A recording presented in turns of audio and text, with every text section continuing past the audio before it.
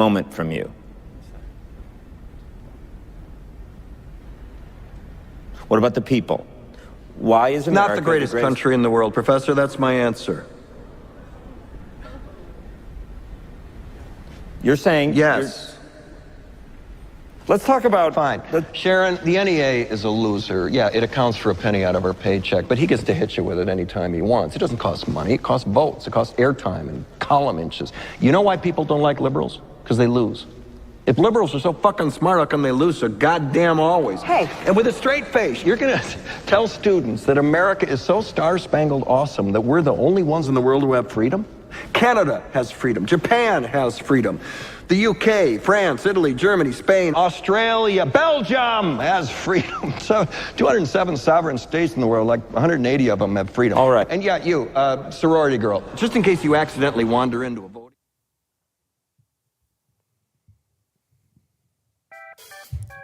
All right, welcome. Just getting today's live stream started. So thanks for scrolling by. I hope you stick around and help me answer this question. I'll be taking a lot of callers in the box. Want people's opinions on calling all independents. You know, how can we fix America? So join me and tell me how. That's the subject of today's live stream.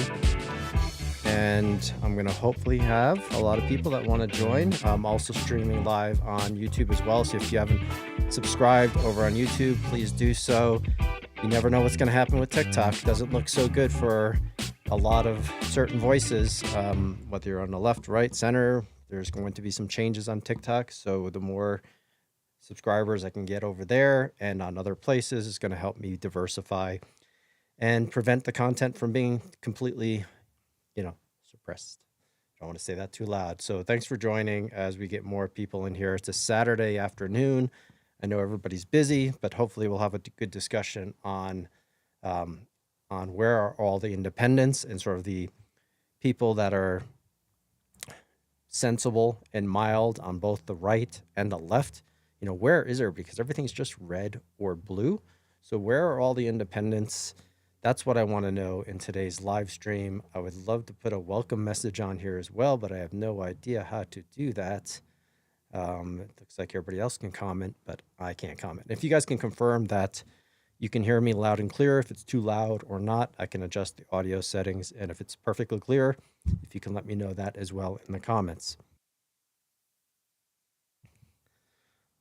All right, so as we let more and more people join, as we're just getting started.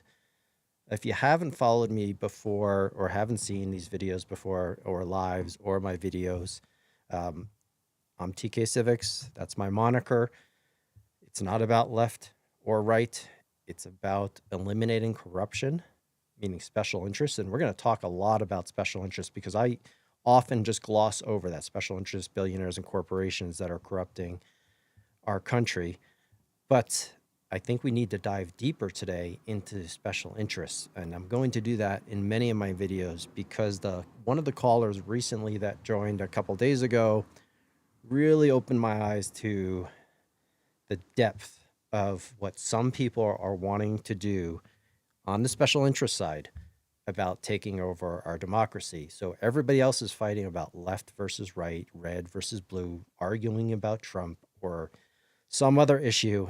Oh, and it's getting more and more frustrating for me because, and I think all of us, not just me, it's just getting so frustrating because it's becoming more and more clear every day that as we continue to argue this blue versus red and every other nuanced issue, we don't realize the depth of the corruption that's happening by certain special interests. And that's what we're going to talk about today because there's different levels of different categories of special interests that are trying to take our democracy or completely remove our democracy from the people having any voice. And we all know that the most influential people are billionaires, corporations, and these special interests. But special interests is a really broad term. There's so many categories within there. Some that are just singular special interests, like the NRA trying to protect the Second Amendment. And then there's much more nefarious special interests that are actively competing with one another, trying to manipulate our democracy so that they have more control. And for the corporation side, That's going to be corporate monarchy, right? So there's a group of individuals, especially from the Silicon Valley side of individuals, some of them that are going to be in control of TikTok fully soon. They, and of course, already in control of Facebook and Instagram and TikTok. Who am I missing? I'm missing the big one, of course, X and Twitter, but it's not the big one. But of course, you got Musk that are suppressing voices and suppressing free expression. Excuse me, as I clear my throat. So, all right, we got a nice big audience in here. So if you want to jump in the box in the invite, there's probably a request button right about there. I don't know which side is on the screen it's going to be, or you can hit the silhouette of the pink and blue icon if you want to answer this question, because on these live streams and on my videos, you see a lot of responses from people who consider themselves blue or red. But there's 75 million independents that vote in a typical presidential election that consider themselves independents. And I am a fierce independent. I've voted across the board many different times, Republican over my lifetime, Republican and Democrat and independent. And the fact is that 75 million independents that consider themselves independents are just forced to vote for blue or red. And that needs to change. It's not going to change overnight. It can change. Most people say it can't change. They're wrong. And you're wrong if you believe that. That's just a manipulation by both parties wanting us to believe that they are the only two choices. And they are the only two choices today. It doesn't have to be like that. All you have to do is go back to 1992 to realize there was a pretty strong reform party led by Ross Perot, who was a very flawed candidate. And he received 20% of the popular vote, and he was polling at 40% of the vote for a long time until he pulled out of the race. So the point there being is it almost happened where independents or a different party won the presidential election. It had an opportunity to win, let's call it that. And most people don't remember it, and the parties never talk about it because they're both trying to maintain their own power, of course. So they're never going to mention that it was really almost possible that it happened in 1992. So that's something, food for thought. I don't generally buy into this red versus blue fight because I know what it is. It's a distraction. And my goal in this channel over the next few years, or however long it takes, is to convince as many people as possible. And I also have a plan to actually do something instead of just talking about it. I have no desire whatsoever to be a content creator or an influencer, other than for my kids and future generations to actually bring back the state of America into a place where representation belongs to the people and not to the corporations, billionaires, or special interests. So that's my thoughts there. Now, when we talk about, as we wait for people to jump in the box, if there's anybody that wants to answer that question, like where are all the independents? Think about it for a minute. There are literally about 150 million people vote in the last few presidential elections, roughly. There's 45 million registered Democrats and 39 million, I think the number is, registered Republicans. So that equals less than 75 million, 74 million. Is that right? Got my math right? Yeah, 74 million. People that are registered with one party or the other. And we all know the Democratic Party is weak. And the right side, or the MAGA party, is doing things that they think is in their best interest, but it's not in the best interest of themselves. They're all about winning or owning the libs instead of actually focusing on what's really happening. And that's various groups that are actively stealing our democracy. So now that we have a good group of people in here, as we're waiting to see if anybody, where are all the independents, calling all independents, independent Americans, how can we fix America? If you have a better plan than what I do, and you can see the link up there, Fix America, tinyurl.com/TK Civics plan. If you have a better plan, well, it doesn't even have to be better. If you just have an idea that you want to share, we can scrum it out together and talk about why it could or wouldn't work, like why I think it may not work. So a lot of people, for instance, say, well, we just need to stop paying taxes. And would a movement like that do enough? Could it actually ever succeed? I see all kinds of independents like have a stop shopping day, like these little things, or protesting. I mean, they're all good ideas. They're all ideas, but are they good ideas, or can they truly be effective? And I think it's difficult. Of course, everything's difficult. But I would, if you have those ideas of what could we do as independents, or if you're just a soft Republican or soft conservative or soft liberal, you just lean one way or the other, you're sensible, right? You're reasonable and sensible, and you probably can have a reasonable and sensible conversation about these things, about how can we fix America at this stage, knowing how corrupted both parties are and how essentially all of our politicians work for special interest corporations and billionaires because they're the ones that pay them to get elected. And you always work for the people that pay you. And was anyone here the other day?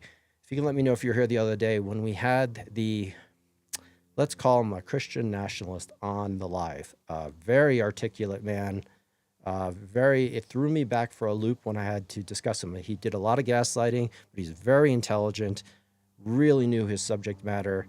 And when I'm going to post a video soon from that conversation, because the more I listen to it, the more deep and profoundly scary it was that certain groups of people of what they're trying to do to take our democracy. So, all right, we got some people in the box, or at least one. So Guy Fawkes, you're going to be up in just a moment. As I let more people hopefully scroll by and stay. And that's I just saw a scroll by with regarding AIPAC. An independent here spent my Saturday protesting. Good for you. Well done. Is there a way to elect people without millions of dollars involved? Oh, that's a great question.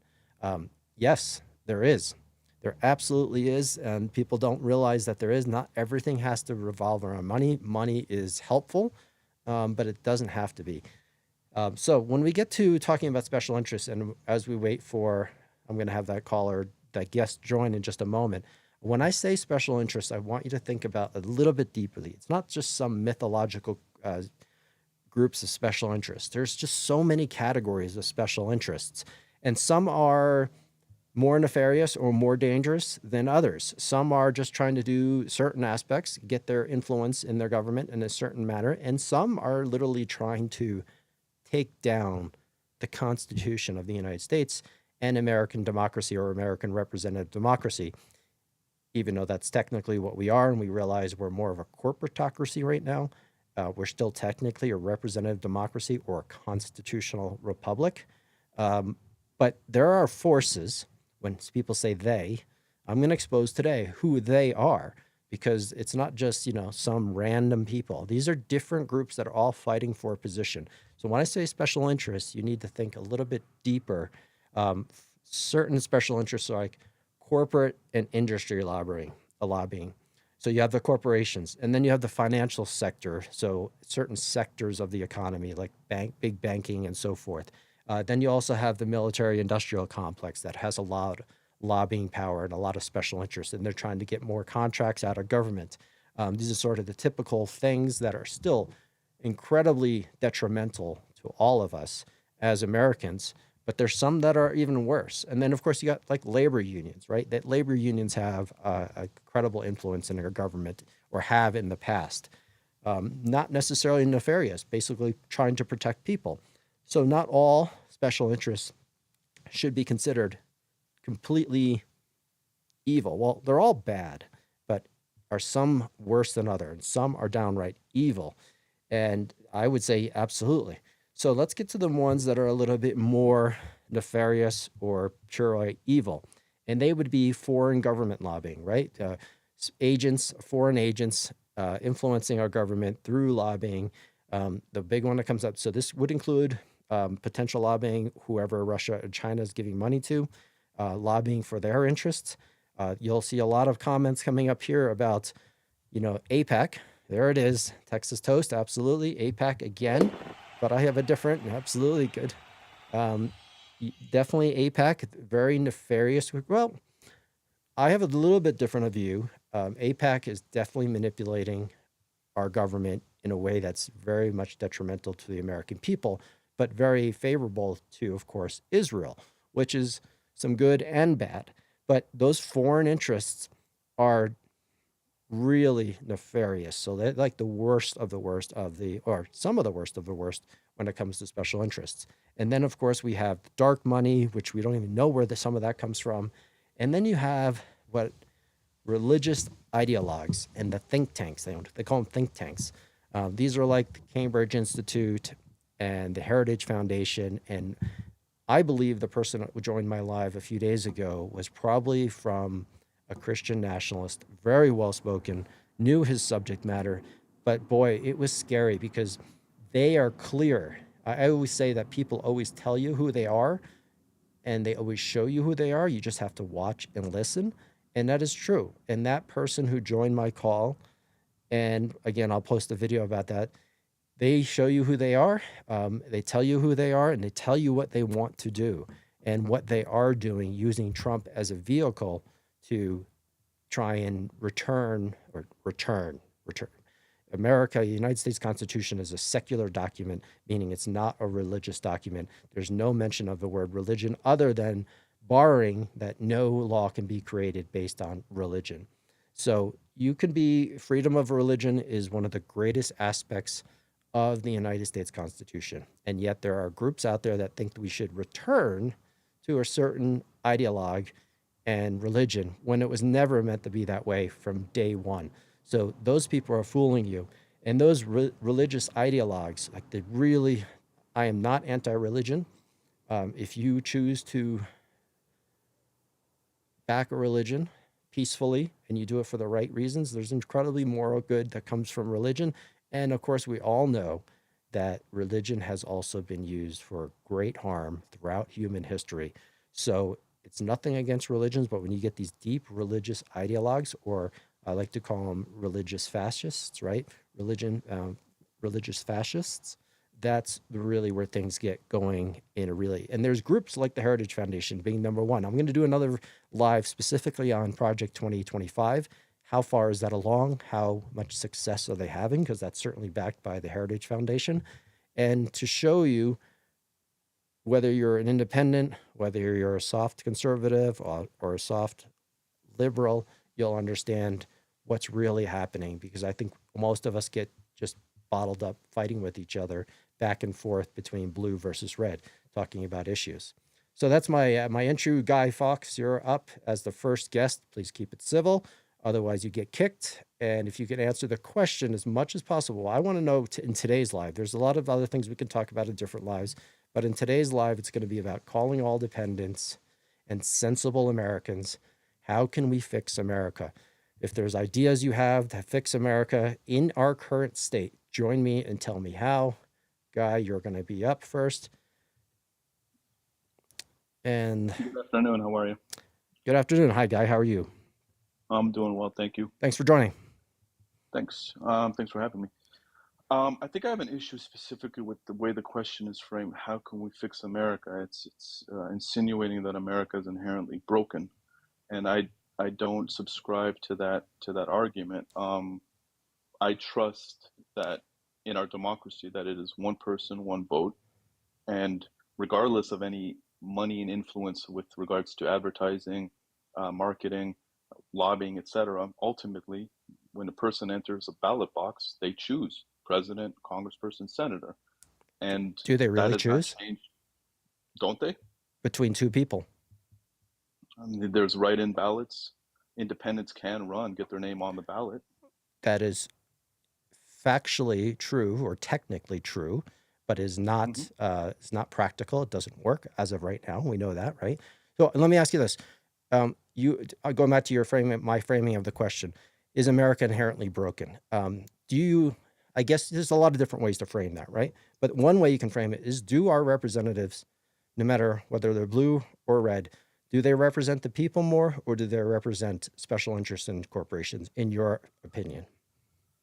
Well, my opinion, I don't think there's an inherent conflict between the two. And I know that's an elusive answer. I think that it is a combination of both. I think that when Cory Booker votes in line with protecting the interests of Johnson & Johnson, because Johnson & Johnson is headquartered in New Jersey. Great point. He's representing both Johnson & Johnson, but also his constituents who work for Johnson & Johnson, you know, as a big employer within the state. Okay, that's fair. And he's representing a very small segment of his constituents in order for them to maintain their jobs, so to speak, right? Sure, 100%. And if the people of New Jersey felt that he is not representing them adequately, nothing is stopping anyone from A, running against him, but also promoting someone that they support above him. And that's the thing I have a problem with people who say that, America's broken or it's been taken away by special interests. Ultimately, it's one person, one vote. It's not as if the um, lobbies or the big special interest groups have more voting power. It's not as if they get to choose who people vote for. No, I that's not think that I necessarily think that true. And from an ideology perspective, you may feel that way. That's not necessarily true. Bernie Sanders was winning multiple states in early primaries in the Democratic primaries back in 2016, and he was basically swept under the rug by the Democratic Party. right, but the Democratic Party is a private party that he chose to run in as part of their primary. Let's not conflate primary elections with a general election. Nothing stopped Bernie Sanders from saying, you know what, this system is rigged, meaning the game is rigged when it comes to primaries because it is a private, basically, entity, and he could have ran independent, taken his 40 million plus, supporters and people who were working for his campaign and saying, I'm running as an independent.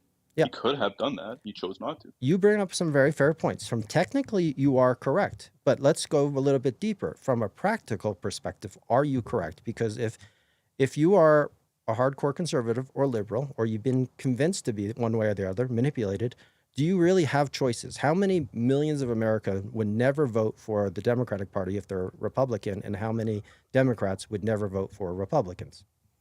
A lot, right? Obviously we're just The talking broad most, terms. the most. It's a rhetorical question. It's the most. You're right, but again, so then you don't have that much confidence ultimately in the average American in making a decision in their best interests. Which then I ask the question for people who subscribe to that argument is, then you don't trust in democracy, meaning that cut through the shit, right? Cut through the lobbying and the advertising and the marketing. You just simply think that people are easily manipulated and they're going to make decisions that go against their best interests. Is that fair? Well, it's not just fair, it's factually true, right? In a lot of cases, because the more social media, as one example, and media, you can go back to traditional media as well. My argument would be, let me reframe it. My argument would be a little bit more that over the past 40, 50 years, there's always been a manipulation, by corporations and billionaires and special interests. Always has been. But in the age of social media and media, there's so much misinformation, which is propaganda, right? Which has been thousands of years proven to work. It's been harder for people to know what's true and know what's false. Thereby, it's easier to manipulate them. And of course, it takes a lot of time and effort. I'm not blaming people for it. It takes a lot of time and effort to research candidates and issues. But when the majority of money comes to be elected from a special interest or billionaire, I would say it's inherently at odds most of the time, even though you made a fair point about the Johnson & Johnson example, it's mostly at odds of the true one vote, one person, one vote theory, and that representation for the people, by the people, because that's not true today. So bear with me. Can I go through quick two lists of the top both lobbying clients in 2024 and the top super PACs of 2024? If you can, bear with me. Well, let me maybe just ask 30 you, seconds. what for which intent? Sure. If you can give me a broad intent first. So, I mean, in time. Yeah, just to outline our objectively based on available information, just who is spending the most amount of money in the past federal election. And where are you going to get your data from? So most of it comes from Open Secrets. Okay, I have the website up myself. Yep. Fantastic. And I'm right now using AI mode, posing a question and then getting the list, and then they show what they took it from.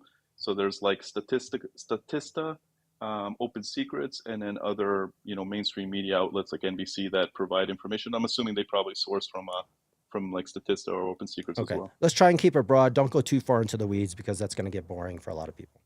100%. So the top three lobbying clients in 2024 was the National Association of Realtors, U.S. Chamber of Commerce, and the Pharmaceutical Research and Manufacturers of America. The top three super PACs were Future Forward USA, which contributed $509 million, which is a Kamala Harris super PAC, or Kamala Harris favoring super PAC. the Make America Great Again Inc., which contributed 376 million, and the Win Senate PAC, which contributed 311 million. Okay. Okay. Yeah.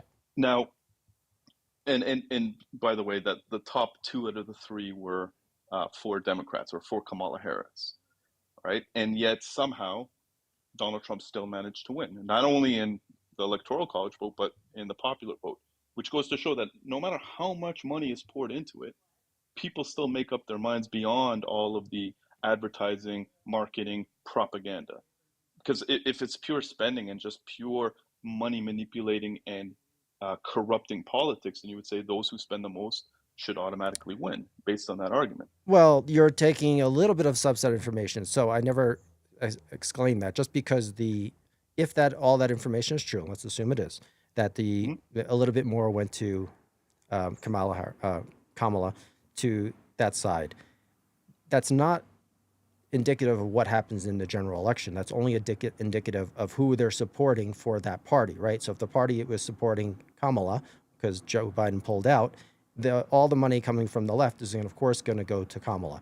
So the money, and of course, we're not adding up. We don't know what the full numbers are, right? It is plausible that there's more donors from the right versus the left, but there's probably not. It doesn't really matter. At the end of the day, it comes down to we still have two choices, right? Either red or blue. And money, as you said, in that stage, in order to back a particular candidate from a particular side, may not have a direct influence on who ultimately wins. That's true. Okay, so fair. I'll concede that because you're right. If you do look at the numbers, I mean, it's more or less split down the middle. Although Democrats typically do historically receive and spend more money than Republicans. When it comes to general lobbying, like corporations and industries, it's sort of, breaks down one side or the other, but it's sort of equal, right? Because you're a particular corporation like Johnson & Johnson, you have no choice but to donate to both parties because you don't necessarily care who wins. You just care that you have influence no matter who wins.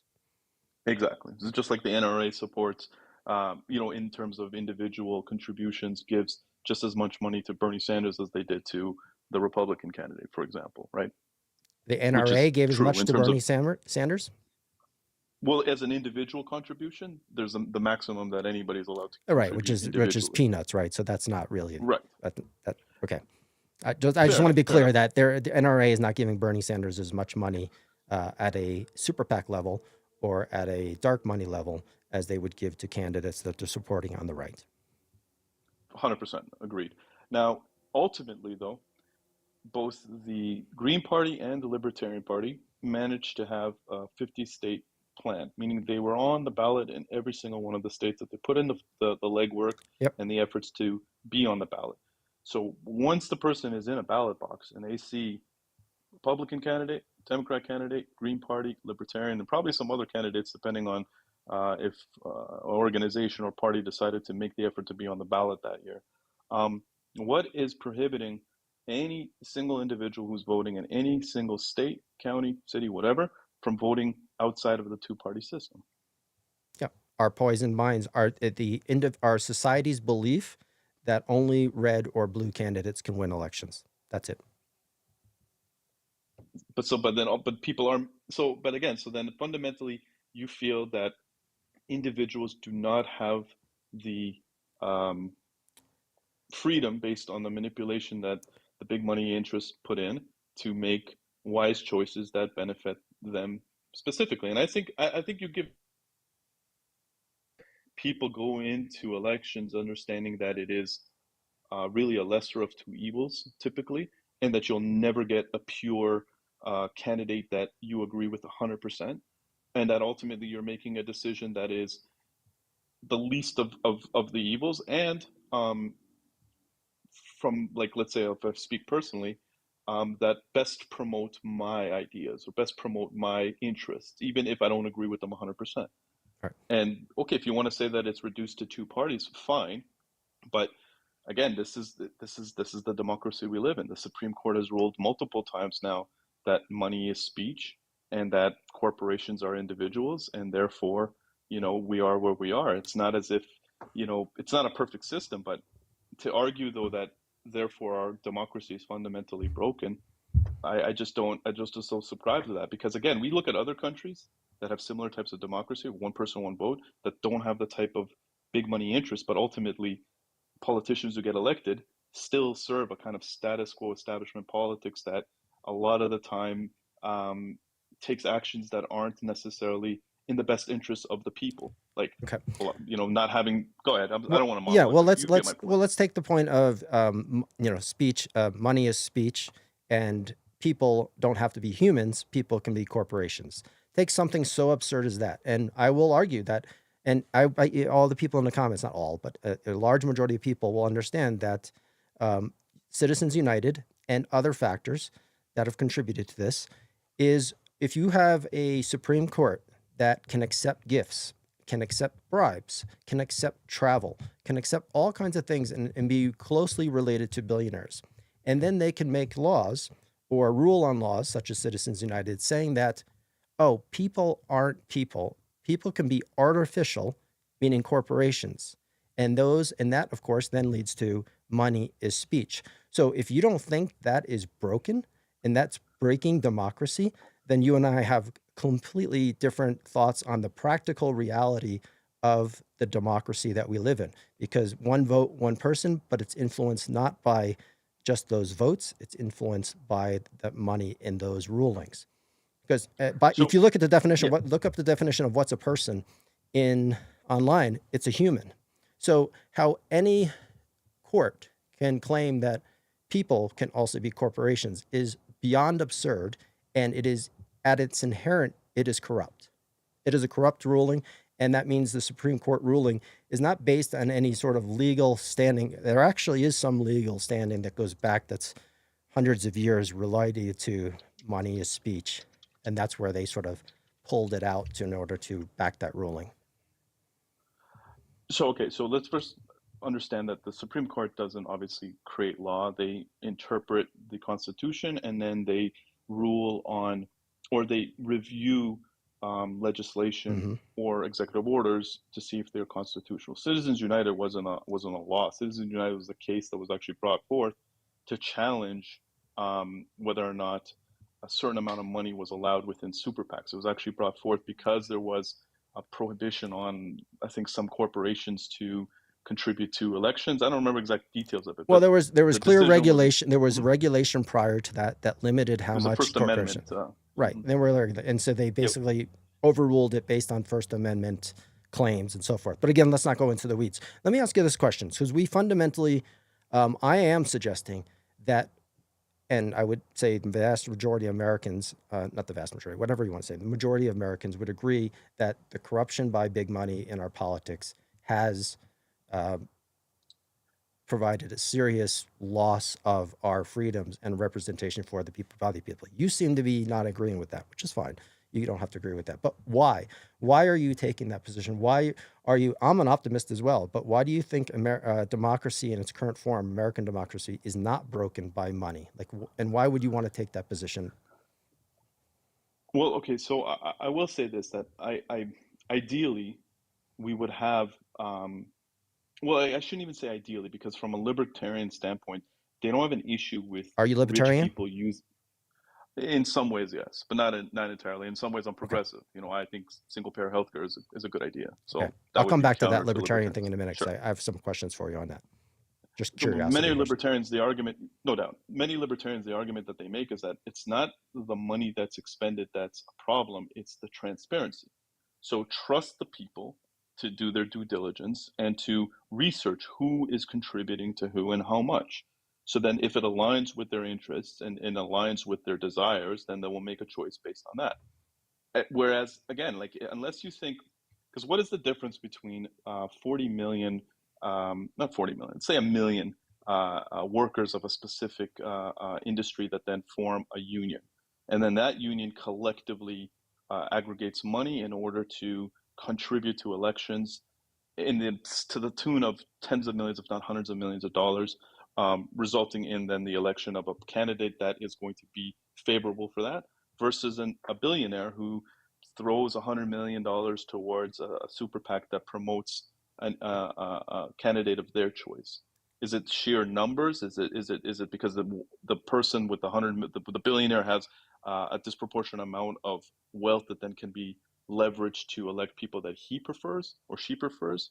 Because fundamentally, it's the same thing. It's ultimately money is influencing. That's right. Some of the biggest lobbies are, like as you stated earlier, are actually unions, and unions aren't historically pro oligarchy, right? Unions are also, you could argue, and I'm going to say to answer your question, if it was a question, is that yes, Mhm. they are similar. They are similar. Not the motives aren't similar though. So the intention to use money to buy influence is the same.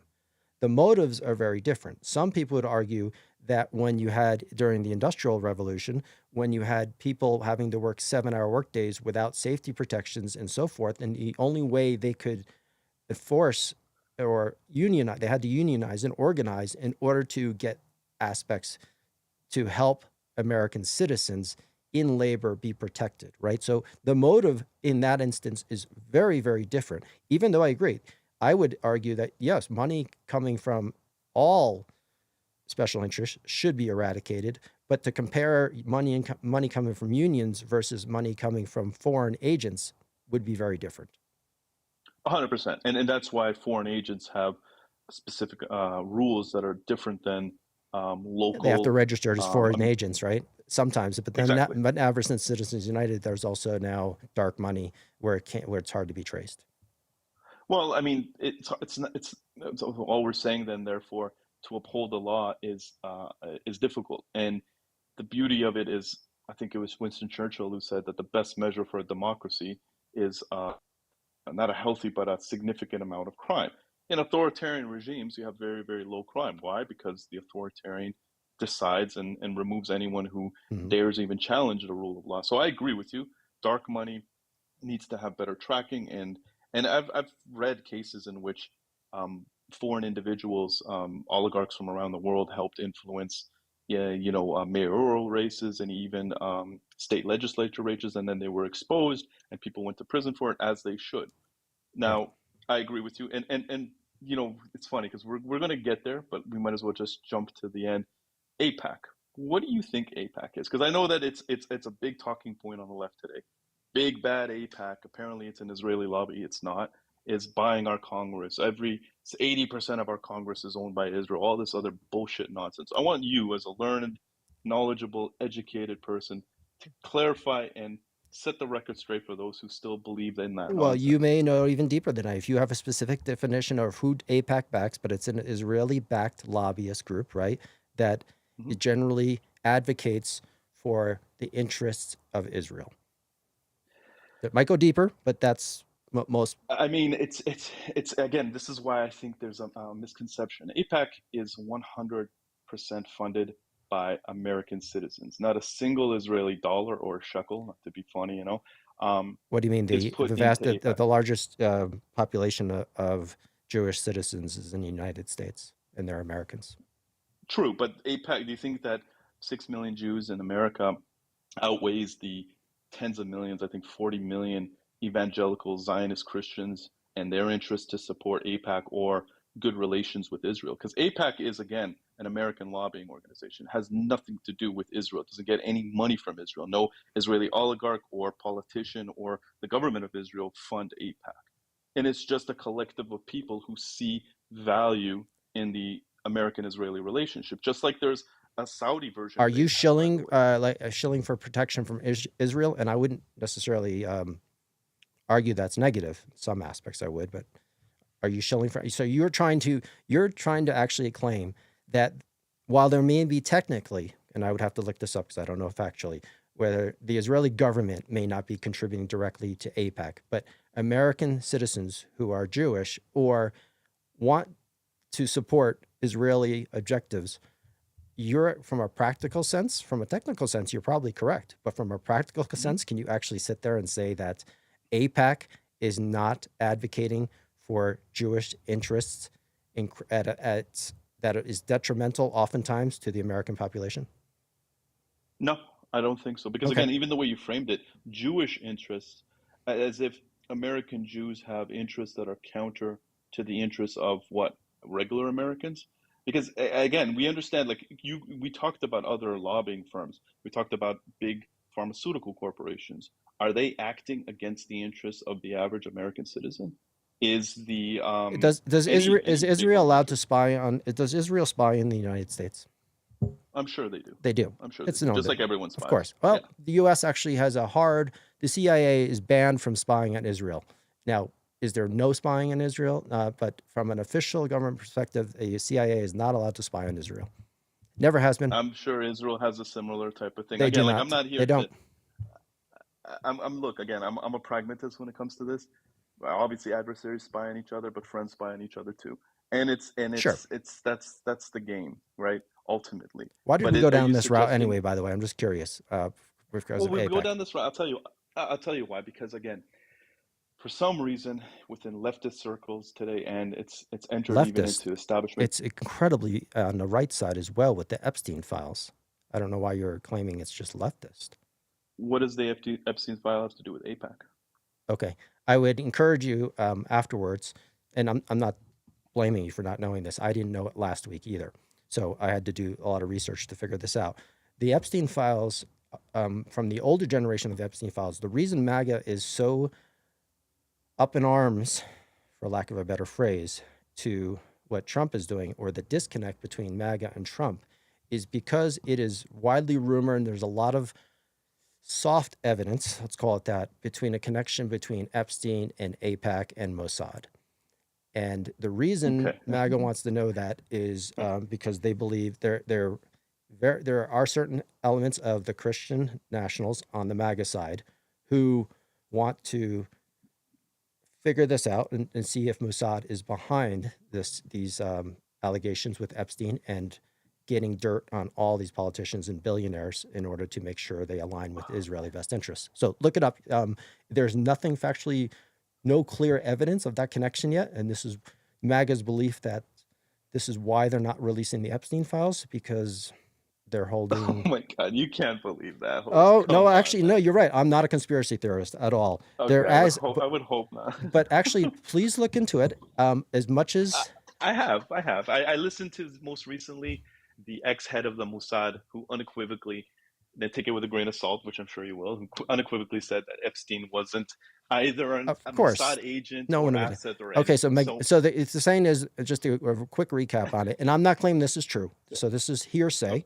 rumored, but Jazine Maxwell, who was Epstein's, of course, whatever mistress, who organized all things for Epstein, her father was known to be not known to be a Mossad agent, but he's worked very closely in very shady business dealings up and through his death in 1996. He had very deep Israeli connections and supplied arms. He was an arms dealer per se, but created the context for arms trade. So he was very shady, and he's widely believed to possibly be a Mossad agent, and he died under mysterious circumstances. So again, Sure. rumors. If that's true, Without an actual without actual well, hard well, it's very hard to do that with physical Mossad. evidence. Mossad is famous for the incredible secrecy. So this would not be necessarily a surprise if this Right, was but true. you're an American. You believe in innocent until proven guilty and due Well, yeah, of process course, and but I that. also believe in being skeptical and challenging everything and looking deeply. And when you can kind of connect the dots, and where there's smoke, there's usually fire. And Jazine Maxwell would have been recruited potentially as an agent. And then it's worthy of investigating. Let's put it that way, because there is smoke. And while there's no direct hard evidence, who paid for Epstein's lifestyle, who paid for the island, who paid for all the cameras and so forth. So look into it. Well, there's smoke. There's smoke revolving whether or not we landed on the moon, right? I've No, gone there's down not. that rabbit. There's no, that's just There as is. that you're saying there's a flat earth as well. That's absurd.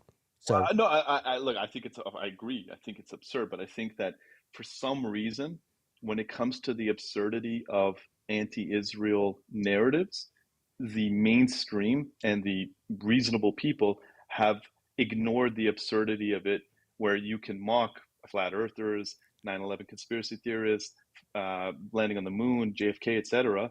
But when it comes to Israel, those pesky Jews, nothing. We can't put anything past them, and therefore we'll indulge.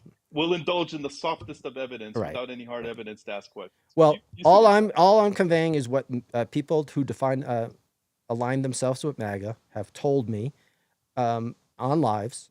I looked into it. There does seem to be some validity.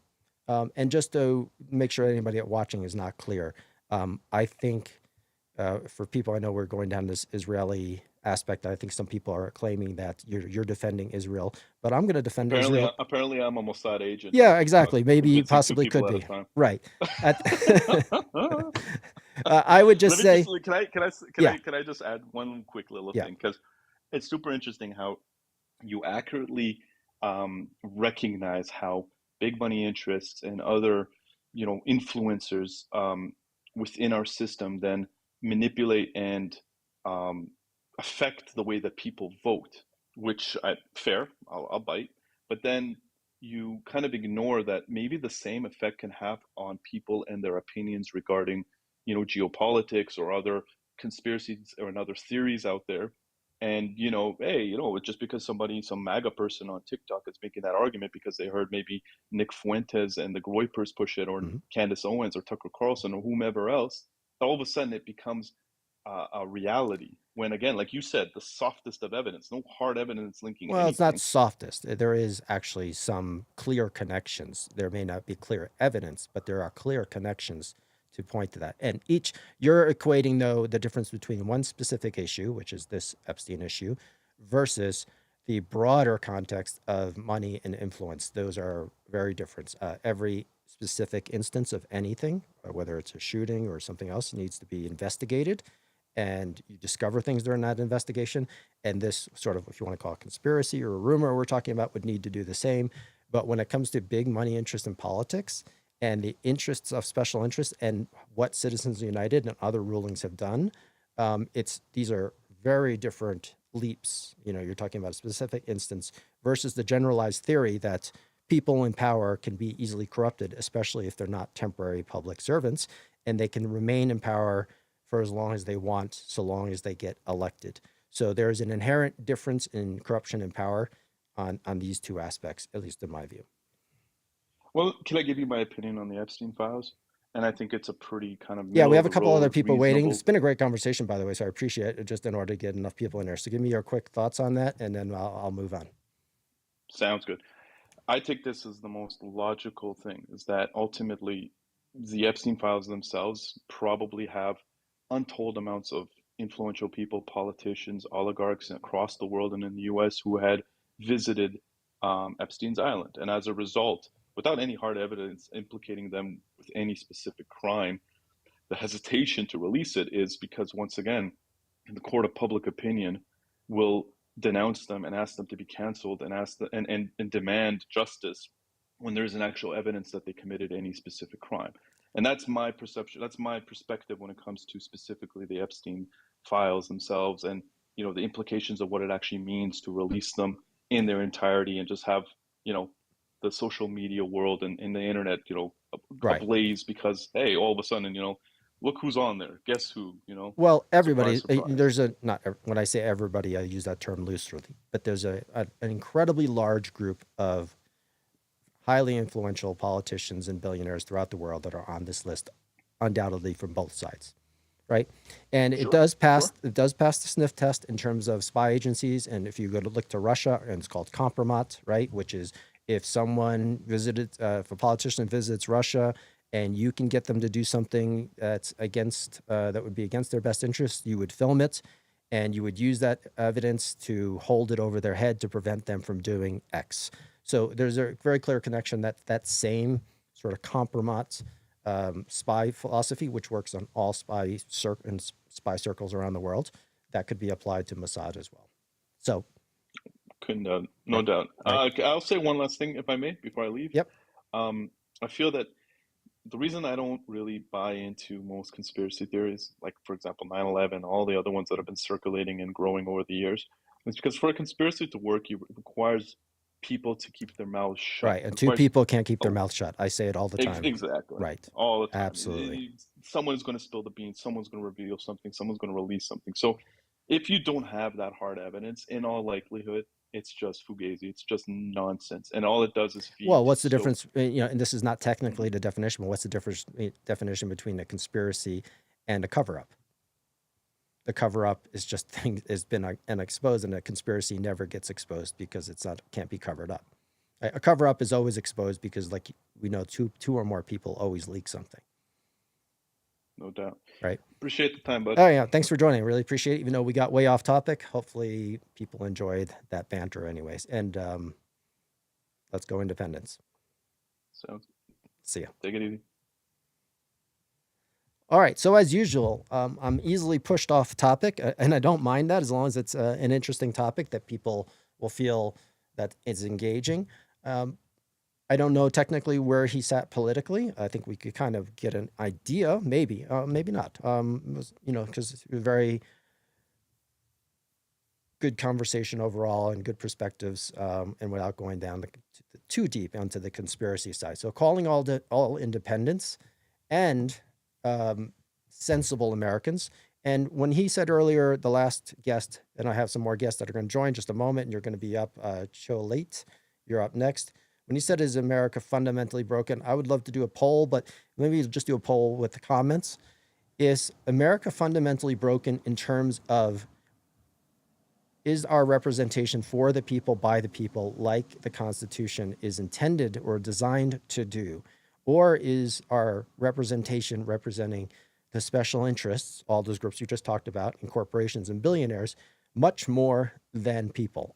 I know the obvious practical answer to that. So the last caller was debating that, I don't believe in democracy. No, I do believe in democracy, but I don't believe in this plutocracy or corporatocracy. So the last caller would say, I would say that we technically are a representative democracy, and where he was coming from, or a constitutional republic, one vote, one person, one vote. Ideally, that's technically what we're supposed to be. My argument would be practically that's naive. It's not what we are today. Having been through 40 years of politics, that's not true from a practical measure. So what do most people think as independents? Because I believe that there's 75 million independents, or soft blue and soft red, that are going to need to come together. And this goes to the point of the last guest who said, what's stopping us from voting in someone else? It's nothing other than our own minds being poisoned or manipulated into believing we can only vote blue or red. But from a practical perspective, from a technical perspective, the guest was right. We could vote for other people. And that's something that I preach all the time. It's just that the reality is today we have to vote blue or red. And there really is no choice. If you're hardcore liberal or hardcore MAGA, you won't vote for the other party. So there really is, from a practical perspective, for a lot of people in their minds, there is no choice. But from reality, there's nothing that prevents independents from being elected into office, even though it hasn't been done now in quite some time. My argument is always, if you want to bring representation back to the people, you have to eliminate the corruption by special interests, corporations, and billionaires, and all those deep special interest categories we talked about just a moment ago. And you need to replace all career politicians from both parties with temporary civic servants, which means you have to have term limits. I would argue, and I will argue, day in and day out, that until there's 50 to 70 million people that want to do that, nothing will change. But if there are 50 to 70 million people who want to do that, we certainly could change it. And that, I think, would be also the last guest's point, is there's nothing technically preventing us from doing it. But there are a lot of systems in place, or manipulation tactics in place, and a lot of cultural history, more importantly, that tell us that we actually have to vote for blue or red. So until there would be 50 to 70 million people who would come together that say, at some point, you have to build the movement first. You can't just have, you can't go and vote and hope that everybody else is going to vote a write-in candidate or vote in for a Green Party candidate or something else. That's never going to happen. You do have to have organization behind it. So while technically it's true, practically it's not true. So those are my thoughts on it. I think the last caller would agree with that as well. So Chulette, you're up next. We'll try and keep all, on topic a little bit more, calling all independents. The last caller thought that America may not be as broken as I think it is in terms of our representation. I think it is, and we need to do something about it. And so maybe our next caller has a different view. So how do you think we can fix America? Welcome to the show. Hi, thank you so much. And sorry it took so Well, I long. think no problem. You touched on it before with Citizens United. But I would also add to that Patriot Act and a lot of the NDAs that have been passed since September 11th. I think we gave away the shop, basically, like Hmm. we just allowed our civil liberties to be trampled over. Um, and I think, and I think people are waking up to the fact that we're propagandized, but I don't think people get quite how propagandized we are. Um, like I was talking to, this was almost 20 years ago. It was shortly after September 11th, and I don't mean to be. I'm not going to drop names, but I don't mean to be like tooting my own horn about who I know or whatever. But this guy was like, he advised generals at the Pentagon. I mean, he was very top level. And he was explaining to me that every age has its own form of war and has its own weapons. And he said in the information age, intelligence is it's more lethal and more powerful than a nuclear bomb. And I think, you know, I I don't mean to sound horrible, but it's obvious where the information and intelligence gathering is happening, um, But do you want to, can you predominantly in be a Israel. little bit more explicit? Okay, so you believe Yeah, Israel. I mean, Okay. Israel is it's at the top of the intelligence gathering game. So basically, I think what the Pentagon was, Israel now is. And it seems to me that there's an active coup, frankly, happening. To watch our senators and representatives stand up and give standing ovations, it's just bizarre. I mean, To a it's criminal. yeah, to a criminal. I mean, it's really bizarre and alarming. And I don't think it's too extreme to say that. Well, I mean, I guess I could be wrong, but it just feels to me like an actual coup.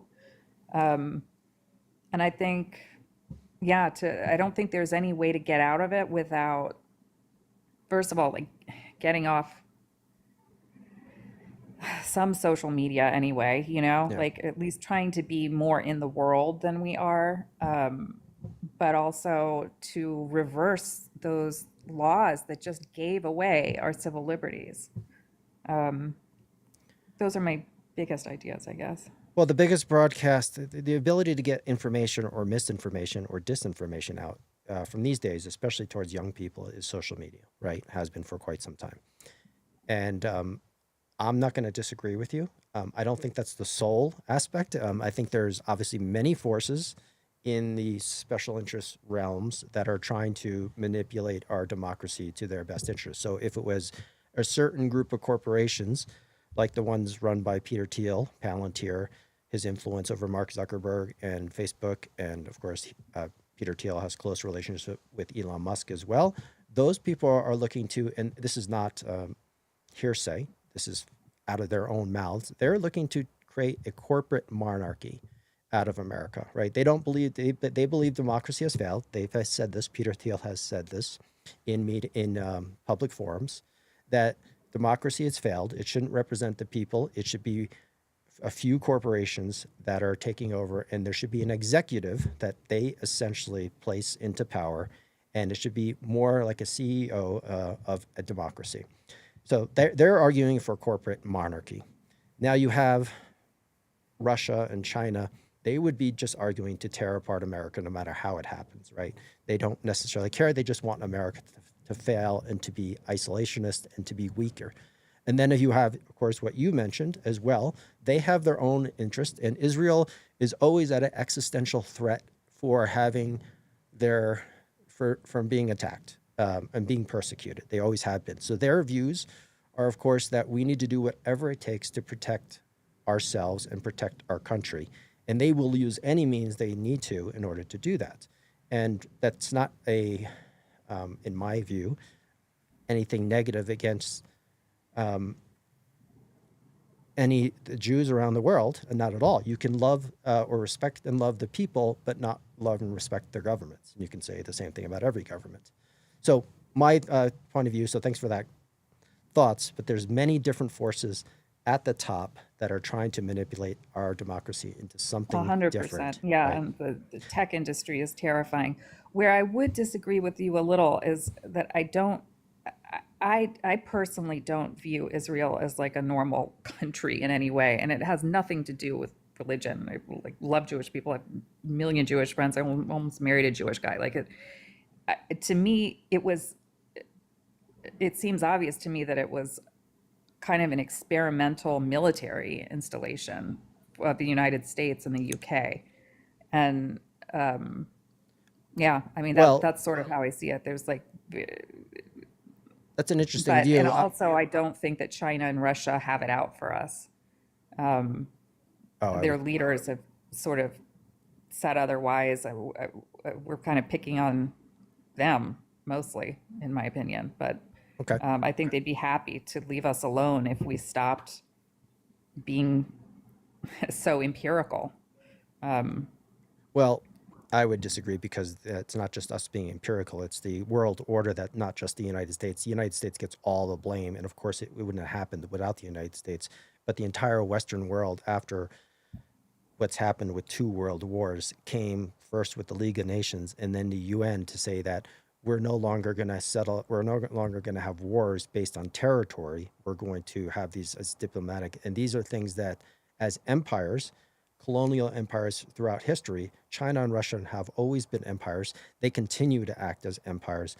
And with this last 80 But when's years, the last time China attacked anybody outside of its borders?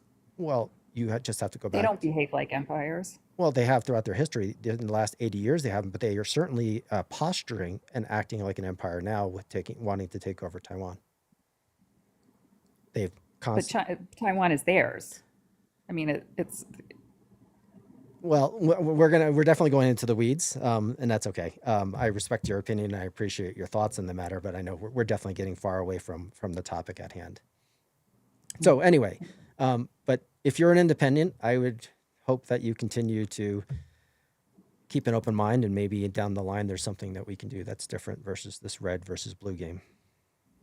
yeah. I do think those laws, though, like figuring out how to change those laws is a really good first step. Yeah, and I would say they can't be laws. And this is something that comes up. A lot of people think changing laws. Laws will just be overturned depending on what interests are in place. What's harder to overturn is amendments, and amendments can happen. They do happen. And I always try and preach and argue to people that we need a 28th Amendment that says that only elections need to be publicly funded by individuals, humans, Americans only. And then, of course, that politicians, it shouldn't be a career. Being a politician should be a temporary civic service. And because if it's just a law change, then the next Supreme Court that comes in could overturn that rule. So there needs to be clear, definitive language in the Constitution that would prevent these types of things. That's my position. That's always my position. And just reversing Citizens United would be helpful, but it would not dramatically change things. I agree with you. I hadn't considered that as a possibility, but I No, agree with most you. people I don't think, either. It took me a long time to yeah. realize, like, we can't just be this, we just can't think of simple, easy, what we think are possible solutions. We actually have to think a little bit deeper to things that are actually possible. They just sort of are out of sight, out of mind, because most people would think, when is the last time the Constitution has been amended? And I don't blame you if you don't know this, but I'm going to put you on the spot just for a second. Do you know when the last amendment was passed? I sure don't. Yeah, most people don't. I didn't know it a few months ago either. 1992, the 27th Amendment. Now, it was a ridiculous amendment. Nonetheless, it just said that as Congress can't give themselves raises until the next Congress. So it is quite an absurd amendment, but nonetheless, it shows that amendments can happen. Well, I really applaud what you're doing because I think that's, in order to do that, you've got to get the word out and get people demanding that candidates promote these things, Right. And so anyway, good on you. And thank you very much for letting me talk. Yeah, thanks for joining. Appreciate you having you on. Take care. Bye-bye. Okay, so we have Marilyn is going to be up next. I know we keep going off topic, but that happens on these lives, and hopefully people don't mind it. But I am calling all independents because I want people to think differently, not just independents, but people who are sensible and reasonable from both sides to realize that we don't have to vote just blue or red. I will devote the next however many years it takes to pounding at home or screaming from the rooftops to say stop with these little individual arguments that are constantly being used to divide us, and that there's a much bigger sort of, lack of a better phrase, fish to fry at the top. There's many fish to fry at the top in terms of how our political system is corrupted. I believe it starts with the big money corruption.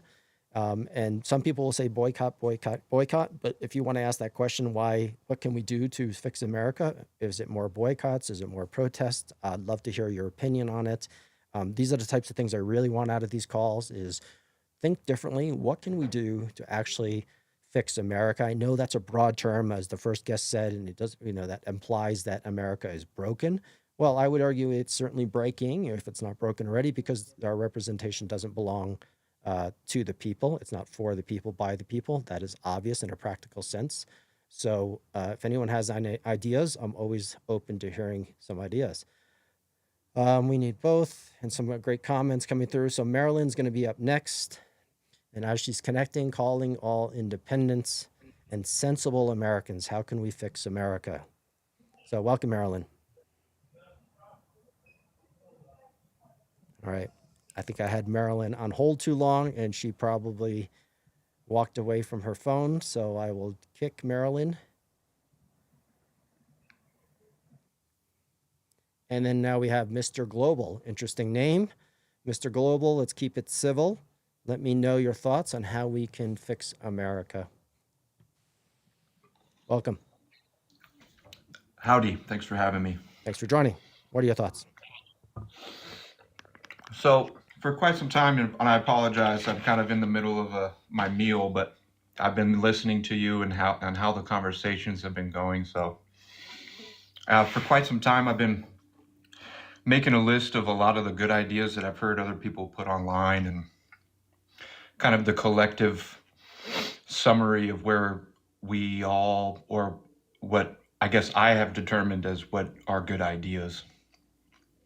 So I've got my little black book here, and I've got a bunch of different things, and my black book is kind of sporadic. Why don't you give me your top three? You got top three? Yeah. All right. So the collective is kind of what I'm calling this quote unquote manifesto of like this new system. And it's the people first. A government exists to serve and not rule. Transparency, citizen dashboards tracks spending, laws, and decisions in real time. Accountability, leaders are directly accountable to citizens with clear recall mechanisms. Shared prosperity is public wealth, natural resources, technology, infrastructure is owned collectively. That sounds a little bit like communism. It sounds a little like communism. Yeah, like collectively. What did you say about collectively? What's collectively owned by the citizens? Public wealth, natural resources, technology, and infrastructure. That's communism. Is it? Yeah. Yeah, I would be careful. I understand if you're not a communist. I had a communist on a call a few days ago. It was interesting. So if you're not a communist, I'm not trying to accuse you of being a communist, but that would lead towards, I understand the ideology may be sounding logical, but that would actually be communism. Because when the government or the state owns everything and it's meant to be distributed to all the people equitably, that's communism. So anyway, you could have that view. That's okay. I think mostly is just like a decentralization of the power. Yeah. So would you advocate on your idea that you would need the Constitution to be rewritten? You would need a new Constitution? I think there comes a point in time where like something that was created hundreds of years ago, I mean, there is a point in which you have to like view the future and think about what is the next step. And I'm not saying the Constitution is terrible. I love the Constitution. There's a lot of things in it that are great. But I think there comes a point where we have to augment and shift our energy into what we are going to be doing in the future. And I Okay, think a lot of it, that's I think it fair. was I think it's a good rule of thumb that started us where they were at during the 1600s, the 1700s, and what they were experiencing at that time. But we're kind of coming into a new age, and I think it also requires us to have a different thought process. Well, the Constitution was designed to not be static. It was designed to evolve, and that's what amendments are for. So I would argue just to, and I'm an idealist, right? I believe you can do a lot of things. Like I'm an optimist, an idealist, and I believe you can do. But when you start talking about, which you're not alone in this, people thinking that we need to start over. I would just say, from a practical perspective, it's completely impossible to start over. You have 340 million people in this country with all kinds of influences and culture. The only reason the Constitution existed in the first place is because it was the last time in human history we've been able to actually start over. And there were these founding individuals that created this incredible document because they had, outside of Native Americans, a clean slate to work with. And this Constitution, now they could have went authoritarian as well, but they decided they wanted to do something different, an experiment. That's why the Constitution and democracy is called an experiment. And they decided to do something different. And my only argument, or what I would try and tell you, is that it's an impossibility without extreme violence and blowing up everything, which I think is insane. When you've built the greatest home that's ever existed in human civilization, you don't want to burn it to the ground. I think that's an absurd thought. Even if you're trying to do it for proper reasons, you'll never build it back up. What you want to do, in my opinion, is you want to renovate it. And so once you start talking about doing things outside of the scope of the Constitution, then I would say it's beyond practical. It's beyond even the wildest idealist dreams of doing, because you'll never get people to convince it. You have to work within the system. And again, it's the best system and the best document in terms of governing society that the world has ever seen. And my argument would be just that. You can't restart it. You have to evolve it. And that's the only way you're going to make change. I think I hear what you're saying, and I think I agree with it. But I think my imagination and my vision also wants to leave room for I understand. the idea that maybe as the globe, it's not even just the United States, that we can all come to an agreement as to what we're going to be doing. Yeah, I agree. And my biggest fear would be, and I hear you loud and clear, I think in order for something like that to happen, I think would end up being some sort of mass cataclysmic event that the world goes through in order for anything like that to come to fruition. And I hope that I doesn't happen. understand. Hey, maybe it's a pipe dream, maybe it's outlandish, but I love the ideas and I love the optimism. It's awesome. I want to have a big purview. I want a big vision. Absolutely. I don't want to be small, like it's just like I feel like we're so trapped into these old men's ideas and these old religions and all of this. It just like it feels entrapping. It feels that way. So it's just like I want to be able to be like imagine what maybe something could be and how could it be better. That's all. Yeah, I can relate to that. I would other argument, or the counterpoint. I'm not arguing with you. My counterpoint to that would be constraints, because I've been in tech for a long time in developing applications, and when you develop like a mobile application, the constraints you're given with a screen size and what you can do versus, let's say, a web page. This might be a terrible analogy, but as an example, constraints make you think deeper and make you figure out things. Sometimes when things are too much of a green slate, you have too many wild ideas and you can't bring it together because you're not given constraints. So if you play a sport like tennis, well, the sport doesn't exist unless there's the constraint of a net in between the courts, right? So the whole sport exists because there is a constraint there. And without that constraint, it's not even the same thing anymore. So constraints, I would just counterpoint that, are actually a good thing. And I think in the case of the Constitution, those constraints actually could be very beneficial to actually get where we want to go, even though from an idealistic point of view, you might be able to envision something different. Understood. Well, thanks for your time. I appreciate you having it on. Yeah, thanks for the combo. All right, we'll see you.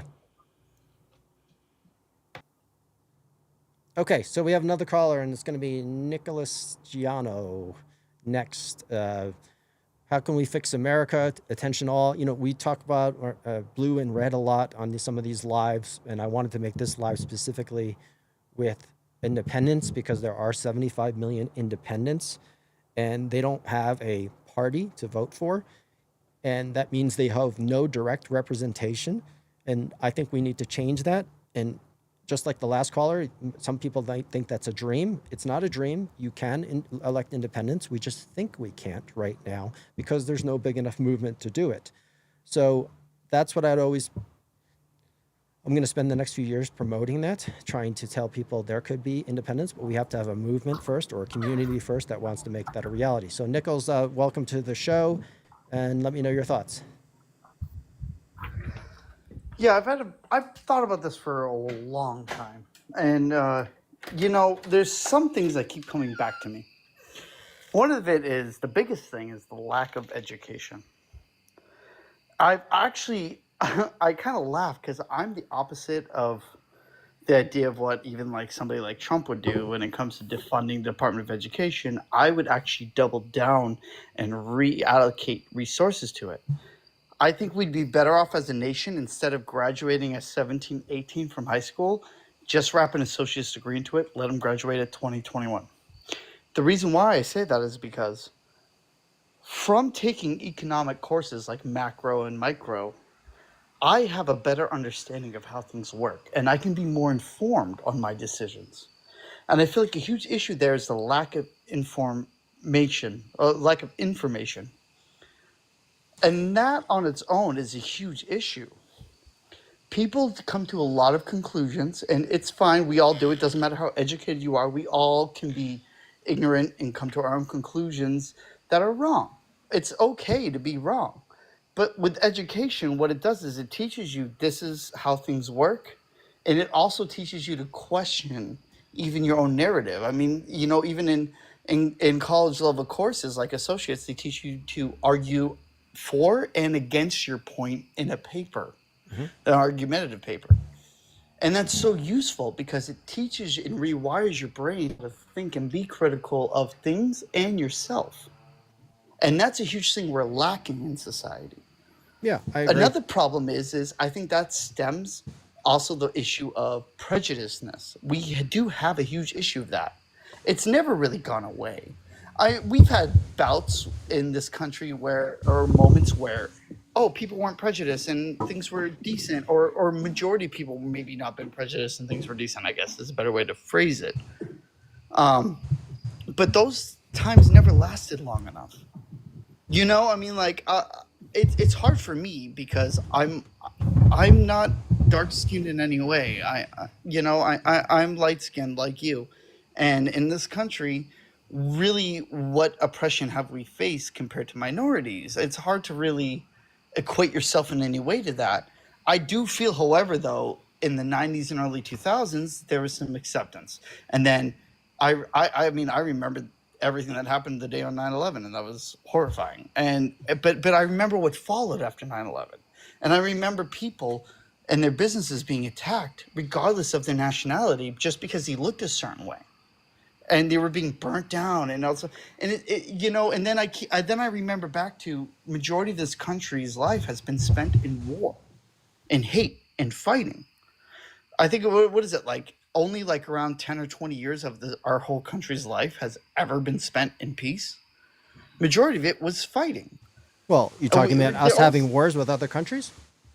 Yeah, well, no, actually being at war. Majority of our country's life has been at war. We've been at war with ourselves for the majority of our... No, at war in general, in the sense that, like, always got wars that have happened. Like, if you go back to the 30s, there was the Banana Wars, and before then, we're at war for something. Even in the 1800s, we had wars against humanity. Actually, we've been in the most peaceful time since the end of World War II in human history, right?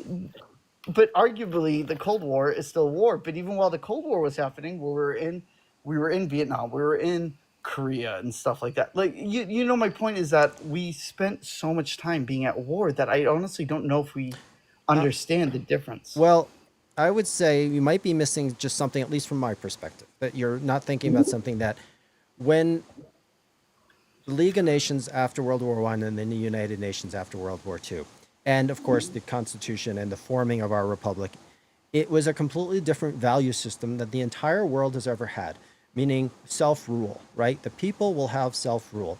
And because of the United States and our Constitution and our backing of the wars, Europe moved to an entirely democratic system. Most of Europe, almost all of Europe's democratic system. And this is you want to call it a war or a fight, whatever you want to call it, it's for in humanity. You have religious wars where people are fighting for their religions, and now you have cultural wars in terms of self-rule versus authoritarianism versus fascism versus any other form of government that is not self-rule. So when we had the Cold War, it wasn't an actual war, right? It was the reason it was called Cold War, it's just a cool term. But it was about more than just like what happened in Germany, where communists and fascists were fighting one another to take over Germany when Hitler was rising. The fascists won, and that was an ideology. The communism was the completely opposite side of the ideology. And after that happened, and after World War II happened, the American and all of its allies said, we want to go to a self-rule system. But there are some really evil psychopaths and sociopaths around the world. Authoritarians are sociopaths or psychopaths, generally far and wide. And it is in the world's best interest, and this is the fight where America's always stood on its values, or tried to stand on its values, even though there's been some ridiculous things that America has gotten involved in that shouldn't have, so I'm not going to excuse that. But for the most part, we're trying to instill this self-rule values around the world and actually change humanity throughout the world, because it's very binary. You either have democracy that is becoming stronger, self-rule, and democracy is growing, and authoritarianism or fascism is declining. And if democracy is starting to wane and get weaker, authoritarianism and fascism is always increasing. These are completely binary. So if we don't stand on those values in this new last 250 years, and that's why we've tried to support any society that wants to move to a democratic system, just like in theory we're doing with Ukraine. They want to move towards Europe, they want to move towards democracy, and it based on our values, whether you agree with them or not, and I would hope you would, that we're trying to give them the opportunity to move in that direction. Because no democracy has gone to war. Democracies don't fight wars with each other, because people in democracies who vote for themselves, they want peace. Regular society wants peace. They don't want wars. They don't want to send their kids off to wars. So democracies don't attack other countries. Now, there are some exceptions, like what we've done. We've gone a little up, but in our value system, it's democracies typically don't want to go to war, where empires and authoritarians and fascists always do. So that's something to think about. I absolutely agree with that. I just mean in the sense that it seems that through the reduction in education, we've lost our way. And I mean that in the sense that the one thing education really provides, higher education, is critical thinking skills. I am better equipped to criticize myself and things I read, and also be like, okay, take it with a grain of salt, because of that education. And what I get sad with is that it's somehow weaponized now. It's like, oh, well, you don't always need education. Well, they're just trying to indoctrinate you. No, they're not. Well, that's coming from people who don't want to see American democracy succeed. Because you're right. Education would, people who are more educated or have more critical thinking skills, they would generally, if they're decent people, would always move towards democracy as a society, not individuals. So that means that whether you're Russia or China, not necessarily China, but Russia and you want to keep a certain segment of your population informed the way you want them to keep them informed. And in America, there's definitely a reduction in education and its value system. And that also helps certain segments of the political spectrum. So you're right, but there's a reason it's happening, right? Because if you want democracy to thrive, you would educate your society more. But we're beyond that at this moment. Like, we should be doing that. But there's reasons why certain people in power would not want to educate. Was it Trump that said back in the 1990s, if I ever run for president, I'm going to run as a Republican for a certain reason? Right? So Yeah. there you have it. He didn't I want mean, Trump was originally registered as a Democrat. right, right. And he's, So, I mean, the crazy thing about Trump that drives me crazy is, you know, I'm born in the 80s. We knew back in the day Trump was not a good person. We didn't know to the extent, but we were like, yeah, this guy. I knew it when I was 7 years old. Yeah, exactly. It wasn't uncommon knowledge. It was known.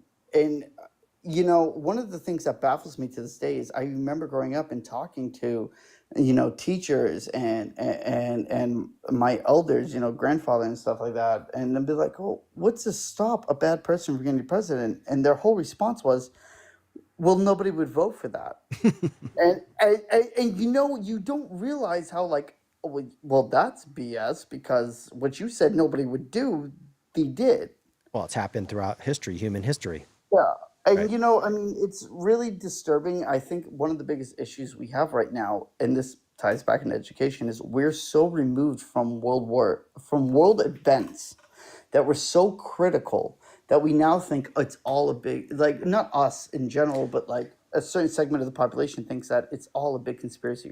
We have big oceans, and people in the United States, I would always advocate for our kids to go to other countries and spend time in other countries, because I spend a lot of time in Europe, and those young people in Europe are much more worldly about cultures and religions and languages than most Americans are, partially just because of how vast America is, and we're separated by 2 oceans and many other forces. But thanks for your thoughts of view. I think we need to go to the next caller. Thank you. I would hope that education would be some piece of solving this puzzle, but I think we're going to have to go deeper first. Thanks for Thank you. joining. Of course. Okay, we got Gina Washer 88 next. I apologize to those of you watching, which I probably don't need to apologize. The random topics and banters, hopefully that's appealing. If not, I'll try and keep it more on topic. But where are all the independents? Gina, you're going to join next. And let me know your thoughts. What can we do to fix America? Or you have any ideas, protests, boycotts, whatever it might take? What are your thoughts? Hi. Hi there. I was just talking to my child's father about this morning, because I was like, if you were president, you know, what are some of the things that you would do differently? And I tried to have him frame it in a positive way instead of like focusing on all the things that are wrong with the country. So I like this topic. I think maybe my phone was listening to me when I said that. But I think the things that were named off were, well, for me, because I ended up answering it to give him an example. And I said a few things. I said I would pull all of our military from other countries and have them stand down, basically, because even though, like, as a veteran, like, I was always told I was defending my country, but I feel like there's just too much military presence out in other countries, and in a lot of those countries we've like dominated or kind of ruined them in a way. And so I would put like, I would ease up on the subjugation of other nations, especially in the Middle East, and bring a lot of the troops home. I would try to repair relationships, our foreign relationships, especially within the Middle East. I would open back up pipelines that are here so that we can get more oil and energy dependence here. I also figured that maybe there could be ways of reallocating funds from the military industrial complex, because while I was in, I saw a lot of like the laundering that is kind of being done. And I feel like a lot of that spending could go towards social programs. Like, there's plenty to go around. I also feel like a lot of the foreign aid to places like Israel, where, you know, people over there get to maybe have free healthcare, free education, and all that good stuff should be geared towards Americans. All right, can I pick two of those topics and give you sort of Yeah. something to chew on, some counterpoints? And Yeah, I'm yeah. not saying I'm 100% right, but the first one you said about being isolationist, basically recalling most of the military base. How many military bases we have throughout the world is like 700? I think it's an insane number. I would just say to remember that our military, and I'm not absolving it of a lot of things that it's done, or not our military, but what our political leaders have asked our military to do. But we created this system, United States and our allies, of globalization and free trade, and making sure that the world doesn't go to fight wars over land disputes. So that's been the whole, ever since World War II, that's been our doing, our making. That's been the game board, the rules that we've put into place around the world. And naturally, we've become the policemen of the world. And people say we shouldn't be policing the world. And I understand that from a theory perspective, that maybe we shouldn't be the policemen. But with great power comes great responsibility. And the American system and its value system has had credible responsibility. And we police the world's oceans to make sure free trade can exist. Because if we weren't policing the world's oceans, free trade would not exist. And again, that's the rules that we set up. And these rules have benefited America's economy in ways that are unimaginable. The wealth that we've gained from free trade and globalization has been incredible. Now, you can make an argument going forward that may not happen going forward as much. That's fair. But the value of having our military police the world's oceans and try and keep the peace comes back in so many ways of value, because if we retreated, that creates a vacuum.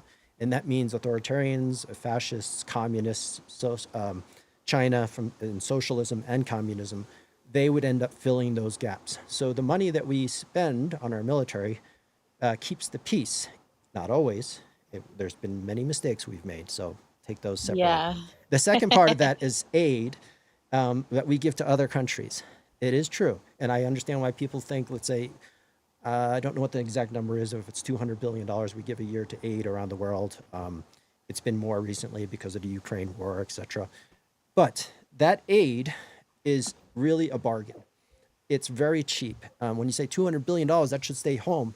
Well, I would just point out this fact, that if corporations paid the same tax rate they did in the 1960s, and the highest tax rate for individuals was 90%, but that only applied to ultra wealthy people. If those people were paying the same tax rates that normal Americans make, we would generate an additional 3 trillion, not billion. So $3 trillion a year would be gained in revenue versus the couple $100 billion that we give out in aid that actually protects us because we get to use our soft power. So when we give aid to a country in Africa, well, what comes out of that is our companies get to get the minerals. They have better relations with those people because we're supporting their governments, even if their governments aren't always that democratic or fair or decent to their humanity in their countries. That soft power has incredible value to the United States. So being an isolationist would only, I think, further enhance our, being an isolationist has proven not to work through 2 world wars, and it wouldn't happen again with China and Russia, North Korea, Iran, and other Middle Eastern countries. So just something to chew on. You don't have to agree with it all, but just a different perspective. No, I mean, it makes sense. Yeah. Think of the truth, $1 billion and $1 trillion. The difference is 1,000 times. So a trillion is 1,000 billions.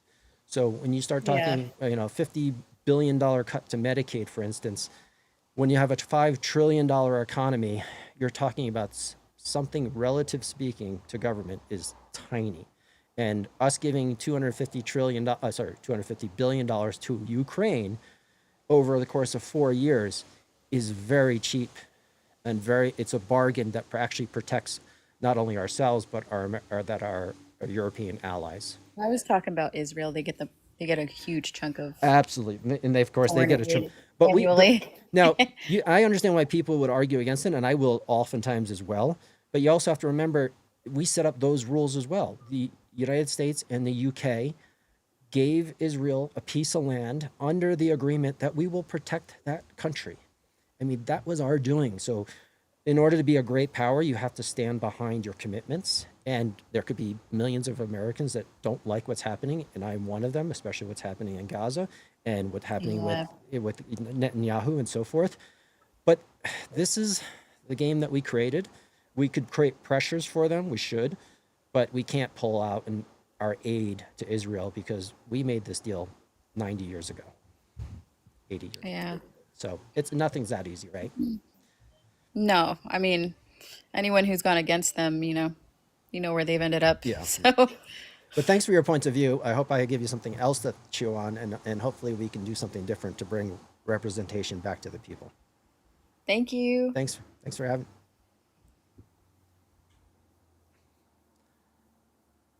All right, so I thought there were some people that wanted to join. I think there are. Maybe I clicked the wrong button. We got Absent Minded and Rick. You were a recent guest. So Rick, hang tight. I'm going to bring Absent Minded on first. Trying to remember if I remember our conversation, Rick. So how do we fix America? Welcome, Absent Minded. Interesting username. I don't know what to make of that, if I need to take it literally or not.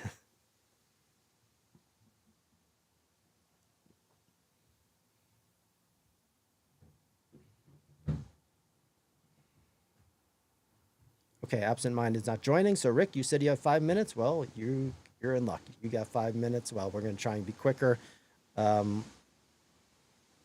Let's have you join. And Rick, remind me, are you an independent or not? I mean, I'm not a Democrat or a Republican. That's what you mean. All right, so you're either independent or agnostic. Is that fair? No, I'm a communist. Oh, that's right. All right. You're the one I spoke about. We can't hear you that well, so I need you to fix your audio or speak closer to the microphone. Is that a little better?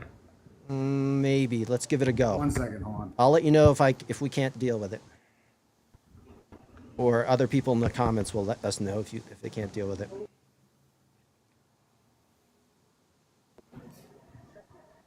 Now, for those of you waiting to Rick to talk, he just reminded me we had a nice discussion last week, and to be, as he just mentioned, he is an advocate for communism, which is, I like to hear all points of views. I will probably strongly disagree with some aspects of his thoughts, but that gives context to everybody as Rick is fixing his microphone. I don't know what. Is that a little better or no? Yes, you're more clear now. I'm going to try and I'm going to turn your volume up too. Okay, go for it. Okay. I just what makes you think that America is broken? It's working more or less like it has most of its history.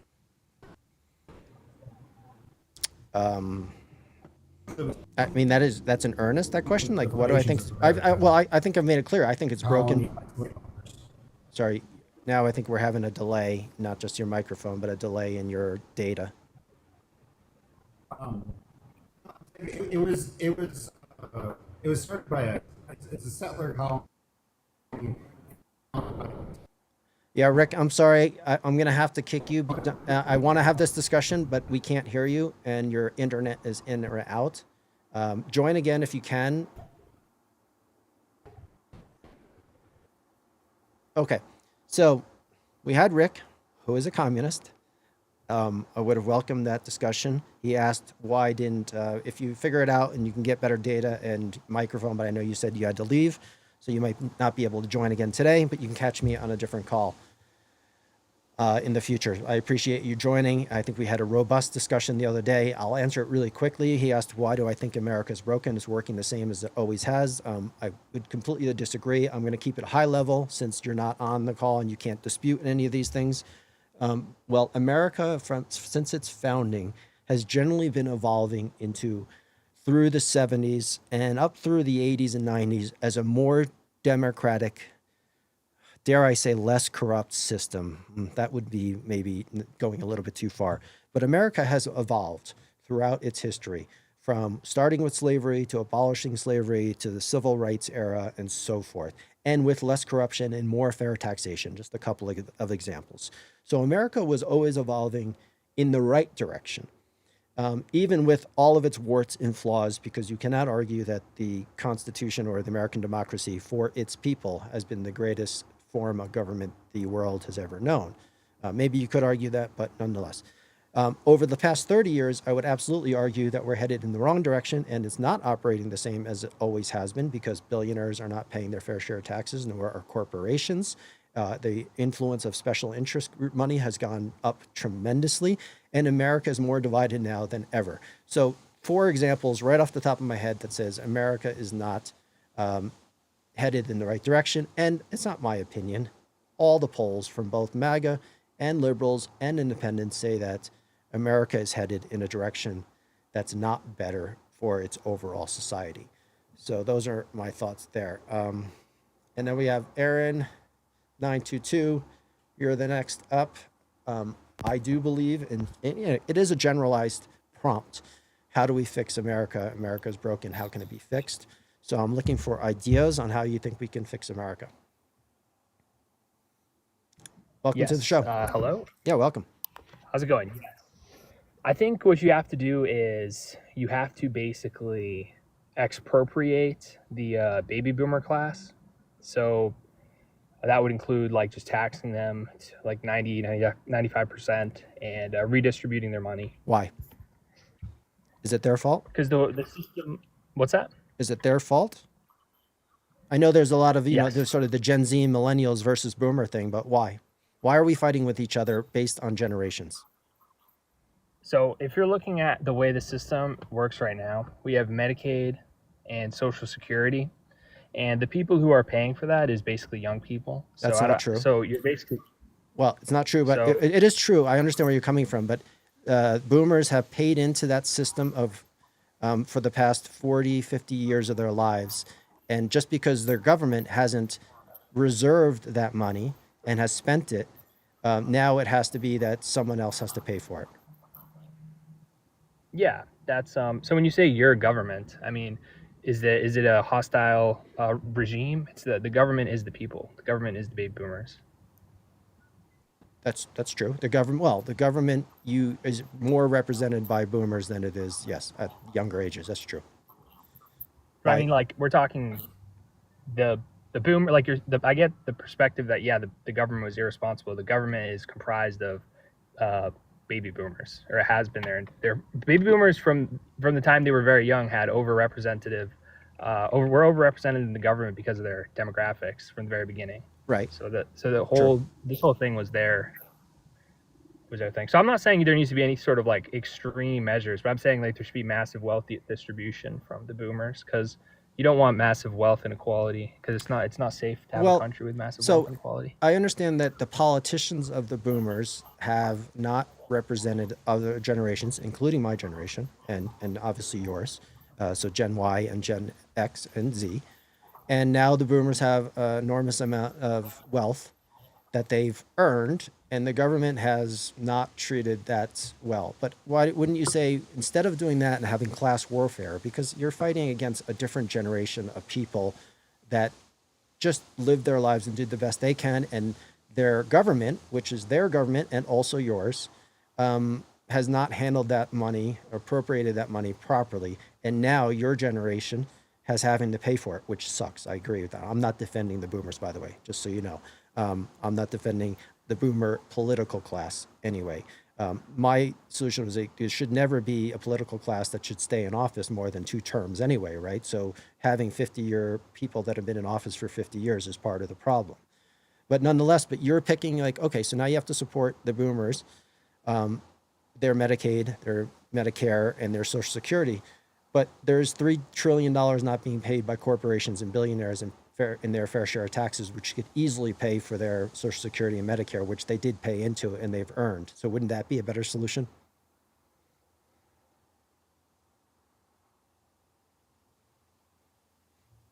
Did I lose you? I'm not sure I buy the narrative that like the corporations, I think that the corporations are the ones who manage. Do you know like who manages Vanguard? Who manages all these pension funds? That's the Individual basically the brokerages corporate and class. well, there's many different entities that are managing it. So I'm not. But what managing which funds specifically? Their funds, funds from the boomers. yes, it's being these pension funds and everything. This is being managed by these elites. So it's like the elites are. I think they're trying to do the best that they can with this crisis. I think they want to. There's the solution that they chose is immigration, is mass migration, but that's the only. We are talking about a massive demographic problem. It transcends things like billionaires not paying their fair share and stuff like that. I mean, I think that's a bit naive. You're talking about massive structural problems that go generations deep. Well, there are other structural, but that was just one example, as that there could be an additional $2 to $3 trillion, not $billion of revenue that could easily. This is something that's been happening since the late 60s, where the distribution of wealth has gone to people of wealth, right? That was the bigger problem, the reduction of taxes. So if you want to have fair taxation, I think that's an argument that many people would support. Obviously, people who are egregiously wealthy would not support that, but Generation Y and Generation Z should certainly vote for something different, where there would be fair taxation. And that would be one solution of many, right? I'm not saying that's the end all be all, but versus reclawing or having class warfare versus a generation of people that have earned their wealth and earned something based on a promise that they were going to get delivered. I think that's the wrong way to go, because it continues to have these generational fights. And to be frank, you will lose that fight if you don't make that fight more fair or logical. Logical is not the right word, but I agree. Yeah, no, I definitely agree with you. There can be tax on people, the uber wealthy, like the 0.1% and stuff like that. But when you're talking about say having 50 and 60% of all the government spending going towards this one class of people, that's like, and then there being inverted demographic pyramid where there's mass reliance on cheap imported labor, and then on top of that you have the democracy. It just fails at that point, because if you're reliant on democracy where each person can vote, the people who have the most money and the most numbers can just outvote everybody else. So there's no democratic solution, because the baby boomers can just vote against all these well, I don't know if you're right about that, because the millennial class is very large, and my generation X is not that large, and Generation Z is becoming quite powerful, and you will easily be able to vote for those changes over time. There's going to be a flop in the system, or a flip in the system, and that's why there's so much manipulation happening with young people today by both parties trying to earn their votes, because this system is certainly going to flip. But to remove their entitlements that they earned, I just think is unwise. It's undemocratic. It's un-American, right? Because you're talking, yes, there is a class of boomers that have a tremendous amount of wealth, but there's also a massive class of boomers that are very poor, and they need those entitlements and they need those programs. So I would just say it's a slippery slope. There's probably better solutions than that. Yes. My internet's actually pretty bad, but I appreciate the. Yeah, thanks for joining. Have a good one. You too.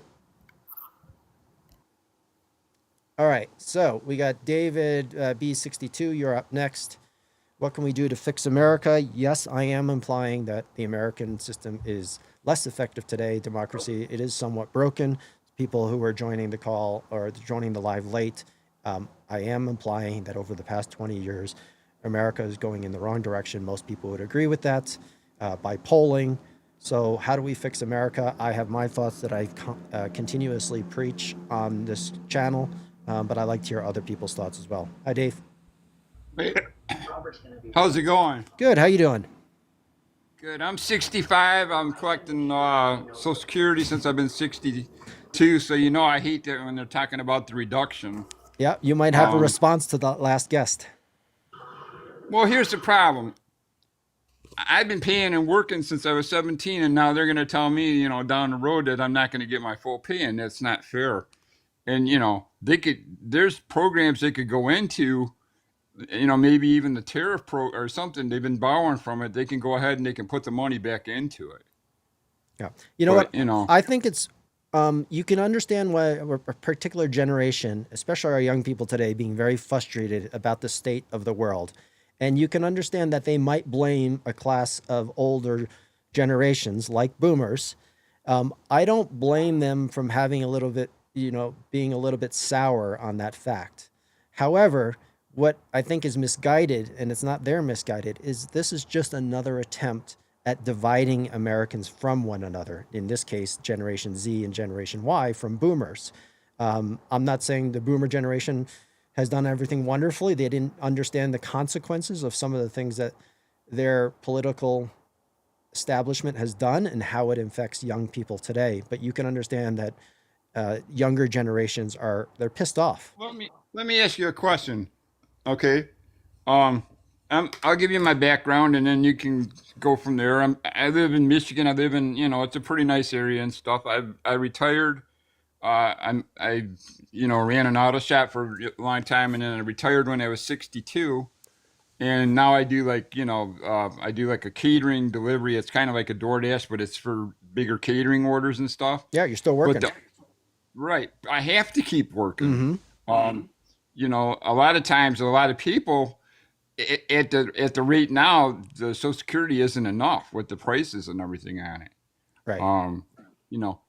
The question I have, and I'm sure you're going to give me a good answer on it, is why do we think that we have to help everybody else before we help the United States citizen? Why do we do that? I mean, we were talking about it in another feed, and there's no other country you could go into the country and just go over there and say, okay, I'm here now. You're going to feed me. You're going to clothe me. They wouldn't take it. They'd kick you out. I lived in Germany for 4 years. They had a 14% VAT tax on everything you bought and everything like that. So I just don't understand why we do that, especially when you don't help the people that are here that they could help. That's what I don't understand. If I'm misunderstanding, are you pointing the finger a little bit at immigrants? Yeah, I mean, I have no problem with the person comes in normally, but to let all those immigrants in and then give them the benefits that they gave them, and then they couldn't help the American people that, not even American, but we'll say the U.S. citizen that came over here. Illegal immigrants are just, I know there's some misinformation out there. Illegal immigrants haven't been given anything by the United States government. There are immigrants that have applied for asylum, that they are given some things for those that are trying to come into the country legally. I think there are some gray areas. This is not my area of expertise, but I understand your point of view, but I have a different question for you. Why do you think, as the most powerful, richest country in the world, even though you and I may not feel like we're the richest country in the world, why don't you think we can't do both to some level? Why can't we do both? Why can't we give money to our friends to support democracy around the world? Why can't we take care of our elderly and our young people and our sick people and all other classes of people? Why can't we have solid social safety nets and do other things? Is it because you think we don't have enough money? I don't think the money's the issue. I just don't think they take care. When you get elderly, they don't take care of the people that are elderly. It's just they fall through the cracks. I mean, disgusting, right? What we do to our elderly and how, I'm at the age where my parents, I've had to watch, some really awful things at the end of their lives. Right. And it's horrible, and no one should have to die like that. I'm going through it right now, and it's very, very hard. And it brings to your point home that we should absolutely be taking care of our elderly and our weak and our poor and our young, and we can do both. See, there's an argument that we don't, because of of course, the debt, right? The national debt. Everybody thinks we have so much national debt, and we do, but they think that that's the excuse that we need to stop spending money on those types of social safety programs. And I would argue that why doesn't everybody just pay their fair share of taxes, or why don't we get rid of the fraud and the waste in our government, focus on those things, instead of taking money away from people that need it? Well, I agree with you 100% on that. There's things that we can talk about, that they do that, they got everybody going by the Doge check and then that fell through. So they had everybody's hope up. There's a lot of people in the United States working and not working that are maybe 1 or 2 paychecks away from being in really financial trouble, because there's a lot of things, and I'm not saying because of who was president or who wasn't president, but a lot, what I think happened was, and this is just my opinion, I think what happened is the prices started going up during COVID, and certain corporations are greedy and they're still being greedy. Yes. I mean, and it really, I can give you instances. I bought laundry detergent. It took about a year for me to have to buy it again, and it went from like $10 to $15. You know, Right. you go Or in, making the bottles smaller and charging you the same price, right? Whether it was cereal or detergent, right? That's greedflation, right? Known as greedflation. right? You know, and the thing, you know, you were talking about paying taxes. Everybody, you know, some places, some groups I've been in, and you know, they were talking about getting rid of the IRS. Don't even have the IRS. You Right. know, if we're collecting that much, you know, unless you make over 150,000, if you're making, you know, so much money on tariffs and everything, let us benefit from that. You know, Right. the problem that I have with them, you know, for the younger people that raising Social Security is the average male life is 74. So you're going to work until you're 70 and then have 4 years, and you know, to enjoy it. That's why I took it at 62. Right. You know, I had been working with the military and the police and everything. I had been working in an auto shop. I had been working for 45 years. I was tired of it. You know what I mean? Let me give you something that might blow your mind a little, just an idea. I'm not saying it's the perfect solution, but just as a Right. thought process. And this is to everybody else on the line as well, on the live. Social Security. So the younger caller that called a moment again, blaming boomers and for them having to pay for your future retirement and so forth, right? So here's an idea, just one idea. There would be dozens of great ideas how to solve this problem. So right now what happens is you've paid into Medicare and Medicaid and Social Security for the past 40x years, right? And now the government has spent all that money, and because it doesn't reserve that money, it's like it wasn't put in a savings account for you earning interest. It was just spent and then relied on hopefully future generations. There's enough people and the economy is strong enough so they can continue to support you, right? It's an absurd, idiotic, Can I ask you an open question and an honest question? Do you Yeah. think they're really going to reduce it in like 10 years or whatever they're talking about, or do you think they're going to work it out? They will reduce it if it suits the interest of the politicians getting voted in, meaning if the electorate is strong enough and the young people have enough power, they'll probably change it. If the boomers continue to hold on and be the most influential part in politics, it won't change. That would be my thought. But going back to the other part is, could you imagine, just again, one idea. If you were born, your parents were given $20,000 for you. Now, you or your parents could not touch that money. Just again, one crazy idea. And people will say it's progressive or liberal. But the whole point of investing in your society, whether it's educating them or making sure they can survive when they retire, is we should be investing in our people. And if we gave every person, let's say, so you had a child and you're an American born citizen and your parents are given $20,000, but they can't touch it. And that $20,000 has to be invested, but they can maybe invest it, or it goes into some sort of fund. And you could only use that money when you turn 65.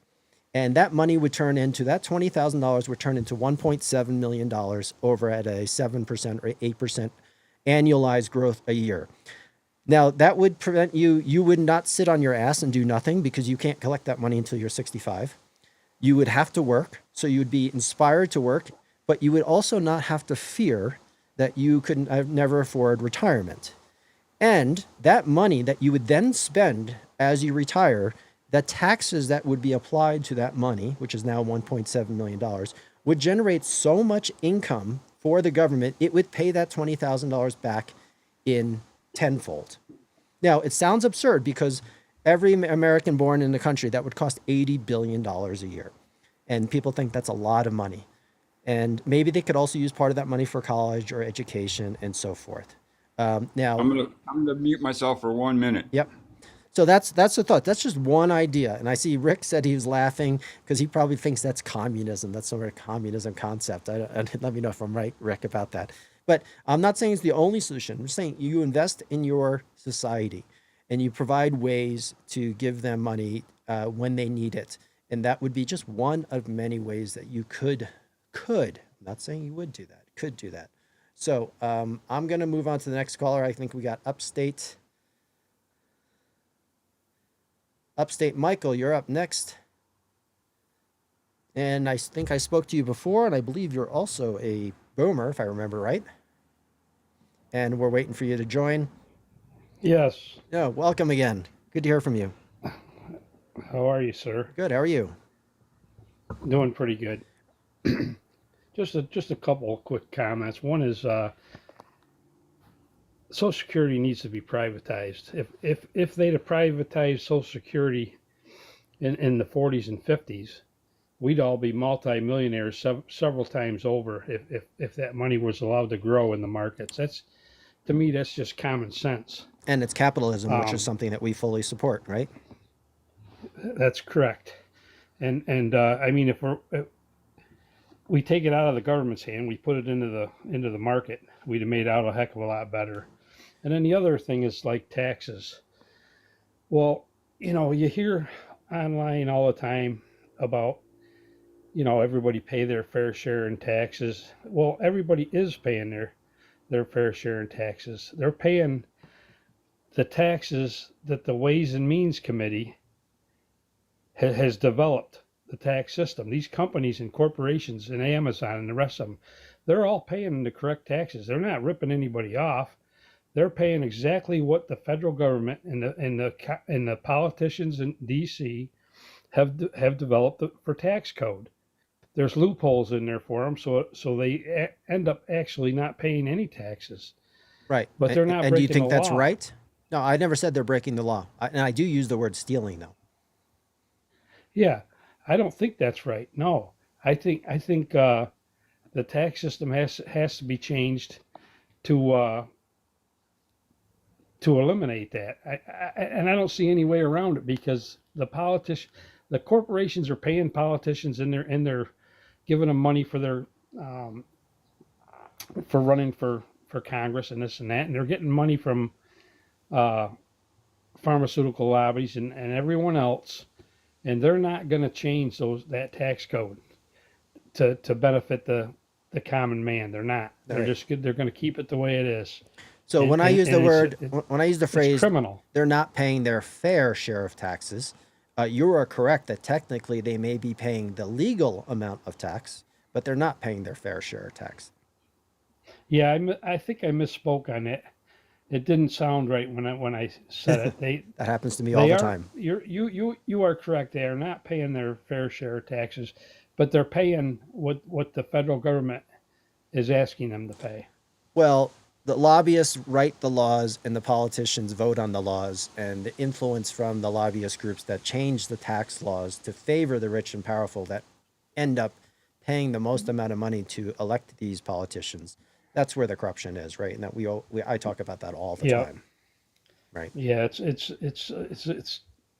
it's so filthy corrupt in D.C. both sides of the aisle, and until that gets straightened out, and maybe we'll get enough people to sign on to help it. And I always that's said my to point. myself, if there were, I'm sorry to interrupt, but my channel is because we're so busy fighting about red versus blue and all these other issues that are less significant than what really matters. Like, these are the things that impact you on a daily basis. They impact me on a daily basis.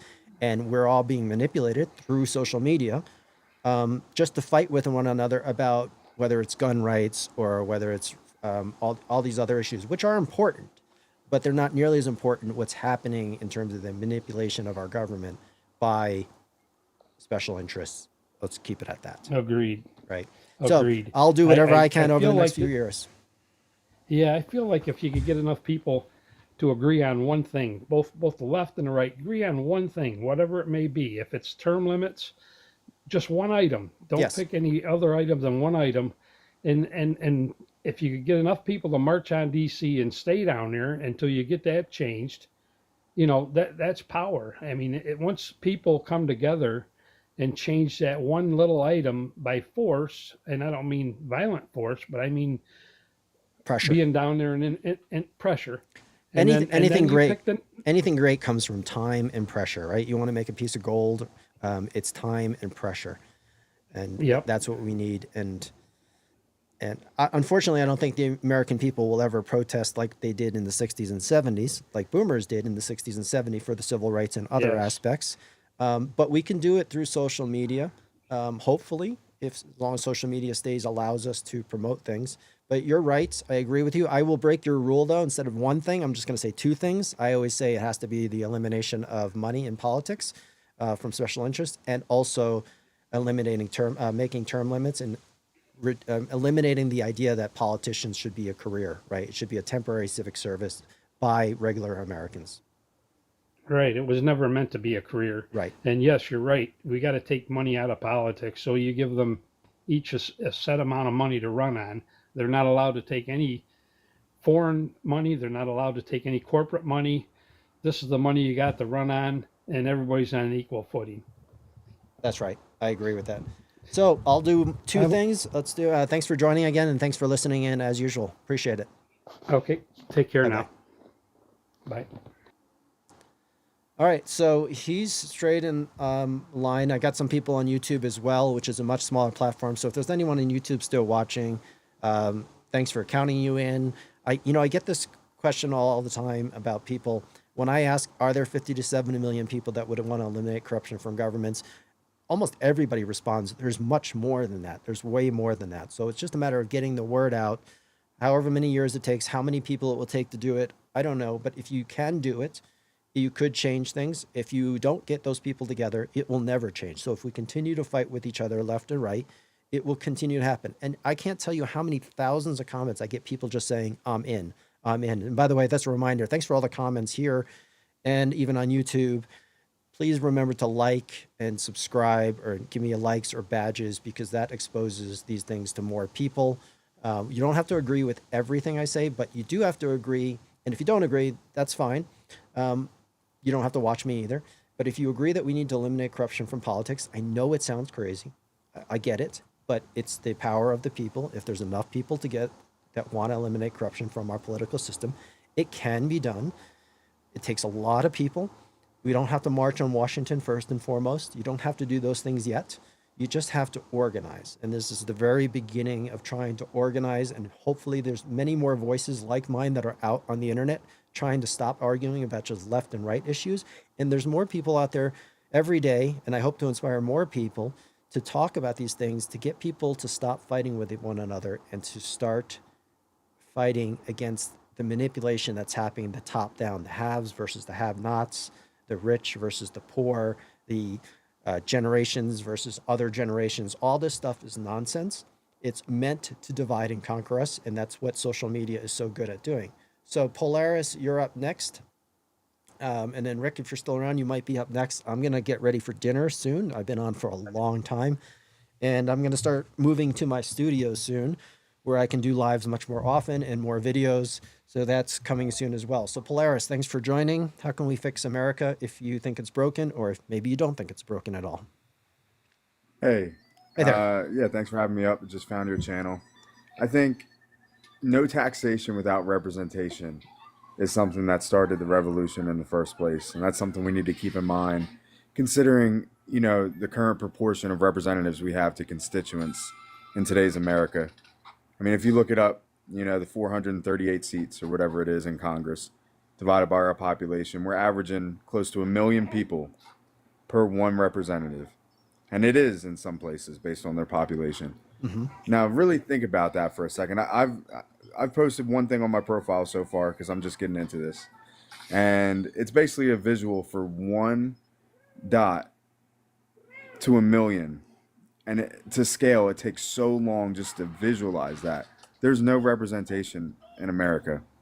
Well, And you we think really that, but need you to think that start has to with do local with government. the amount of representatives there are based on population, or you think that that's the bigger problem over money in politics? Scale. I think scale. Because if we took back representation, then we'd elect officials who had our interests. And again, it starts locally. That's where the biggest impact should be felt, is in your local communities, right? And you start by electing people in social circles that are comprehensible to our psychology. We can't fathom these unimaginable numbers. But the reason that, Congress seats were limited in the first place back in, I think it was 1929, is that they were running out of room in the House. They had nowhere to sit. They didn't have enough desks. So, I mean, in a digital age, is that really something we should be concerned about? I do agree with, equal senators per state. But in terms of proportional representation, we are so far removed from, like you said, the rich and the poor. The age alone, if you look at the average age, You know, that I know you said generations shouldn't make a difference, but we're not being represented. Yeah, I would just However you argue want to look at it. it's fair. It's a very fair argument. I'm not going to say you're wrong. I would just state that whether, let's use an example of Switzerland that has direct democracy where every citizen can vote on every issue, right? That would be the purest form of democracy. And people would say, well, we need to go to that. Well, first of all, I would say that's not in the Constitution. It's not how it is. That would be a monumental change to our system. Number two, direct democracy is actually not when it comes to a country of our scale, would not work better. It is already highly problematic in Switzerland because it moves incredibly slower than ours, believe it or not, and they're talking about a country with only, I forget how many millions of people, but it's a very small country and it's also more homogeneous than most, and it works for them. It's very effective for them, and that's very pure, but it would never work for the United States. And I know you're not promoting for that, or at least you didn't, and you would just say more representation. I do. I actually think the scale should be something like, the power of 10.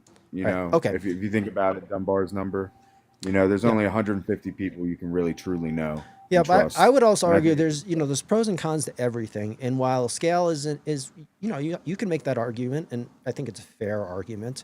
I don't think it's the biggest problem at all because you could also be harder to police. The more people you have representing you, the more corruption you could potentially have because it's even harder to police. Now, you have to enact the laws and the ethics that we currently have that aren't being respected already, right? So the 435 plus the 100 senators, so 536 people, are not respecting the laws or the ethics of our country, even in its current form, because they are enriching themselves, right? So that's, I would argue, is even a bigger issue. Total transparency over those funds, I think, is key. Right. Stocks and all that stuff, lobbying. But if you should couldn't stay in definitely not be office that allowed. long, right? If you couldn't stay in office that long, you couldn't get into positions of power or extreme corruption because you wouldn't have the time.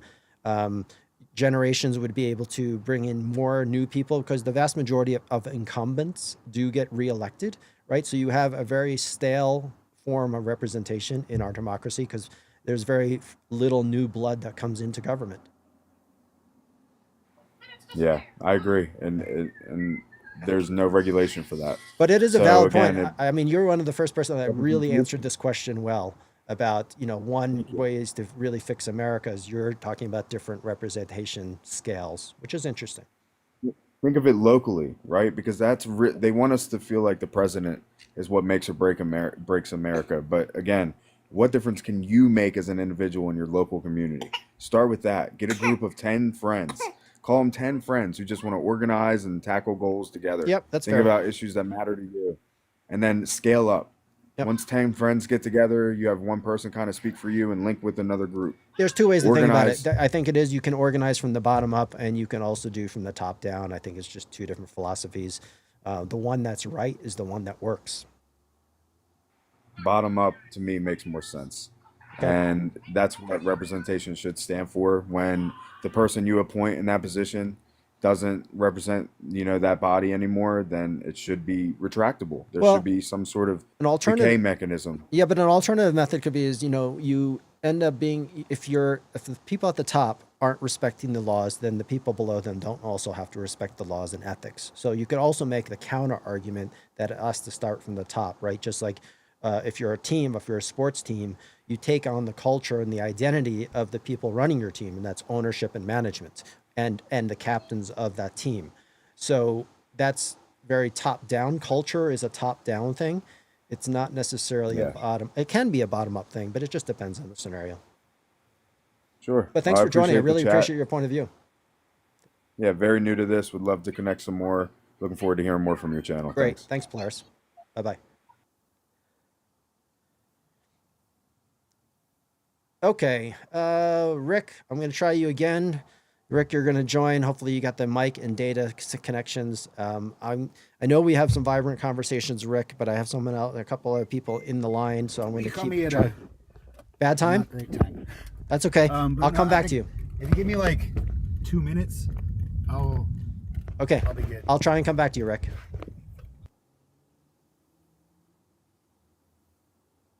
Okay, Dave, B62. the eyes are not getting so great.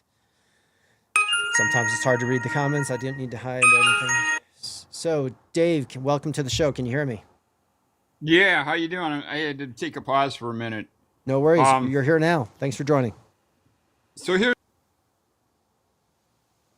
Uh-oh, we're losing you, Dave. Dave, I don't know if you can hear me, but we can't hear you. I don't believe anyone can hear him. So I'm going to kick you, Dave. You can jump back in. Oh, you're back? yeah, I'm back. Okay, go for it, Dave. So here's three things that I think we need to do. Okay. One, no matter what kind of government you're in, you can only have 2 terms. 29th The Amendment. second thing Excellent. Love that one. The second thing is there's no lobbying of any kind. 28th Amendment. Love it. The third thing is the people that hold those offices for the 8 years, if they're 4 years each term, cannot, and they can have what they had in the stock market before they became in that position, but they can't do any other acts in the stock market while they're in that position. Agreed. Number one, it'll give the younger people, time to get in the office. They'll try to prove things because they're only going to be in there for 8 years. You get people in there that have been lifetime politicians in those offices, and as they go along, not even because of age, they become less and less effective. Now, what I ask you, should those politicians get paid? Because this is a question I get asked quite often. If you're going to be a temporary public servant for 8 years, should you be paid? I think they should be paid if they're not doing, if they're dedicating, the majority of their time to that position, they should get paid. Absolutely. I agree with you. There are a lot of people that say they shouldn't get paid. I completely disagree. We all have families and kids and things that we need to work for. And if you're going to devote 8 years of your life to being in politics, you should get paid not just a basic rate. You should get paid quite fairly. Right. You should be, if you're in that position, you should be getting paid quite fairly so you can, live comfortably. Yep. The thing about it is if you didn't pay them, they'd have to get another kind of income and, how effective would they be? But if they're only in there 8 years, a lot of the younger people are going to try to leave their mark of what they did while they were in there, and they're going to be more effective. I get thousands and tens of thousands of comments. People say, I would love to serve in government. That doesn't mean everybody's qualified for it. It doesn't mean everybody should. But if someone wanted to devote their full time in the best interest of the people for the people, and they were willing to learn and educate themselves and be educated by different aspects of our history, and they could pass the same citizen test that like an immigrant has to pass, then absolutely. I would think they would make far better politicians than any or most of the politicians in office today. Right, I agree, because I'm not going to name names, but there's certain people that are in office now that they're to me they're effective. They haven't made any changes. They're fixed on how they think, which wasn't always good for us. Agreed. Well, the other thing is, they're talking about the government shutting down. Maybe just let it shut down and do a reset. Schumer wants us to pay for the health care of those people, and that's not right. I mean, if you come over here and you get legalized and get citizenship, then you're entitled to everything. But we shouldn't be paying for the other people. I mean, it's just not right. Well, especially depends on whether you think healthcare is a right or not. But of course, our American citizens have to get healthcare if it's a right. If people believe needs to be a right, then Americans should have healthcare, right? And we already have healthcare for all, and it's called Medicaid and Medicare. And if enough people believe that, it still costs you. It still costs you, a couple $100s when you retire, though. I think they're talking in 2026 for mine. It's going to be like $200 and some dollars. Mm-hmm. And go ahead. Well, I appreciate your point of view. I am 100% on board with those 3 factors. I think the stock part of enriching yourself has to go a little broader, but I'm going to spend the next few years of my life trying to advocate for a 28th and 29th Amendment, which is eliminating money from politics and term limits on the 29th Amendment. And it sounds like a big goal, and it is a big goal, but I think anything else, anything short of that, is just us arguing about specific issues that isn't going to do anything in the long term. It's not going to make our lives better. So thanks for Right, I joining. agree with you. Yep. Thanks. I'll see You, you. you can go ahead. You can bring somebody else up Okay. and give them a chance. That's Appreciate fine. it. Thanks, Dave. Yep.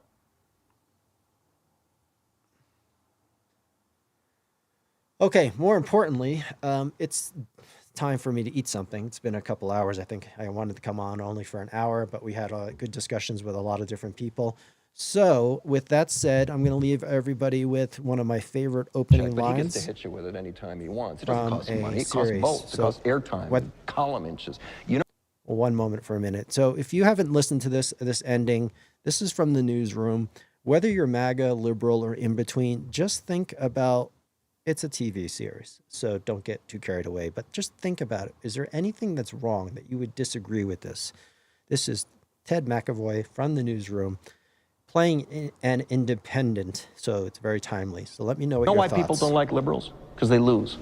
If liberals are so fucking smart, how come they lose so goddamn always? Hey. And with a straight face, you're gonna tell students that America is so star-spangled awesome that we're the only ones in the world who have freedom?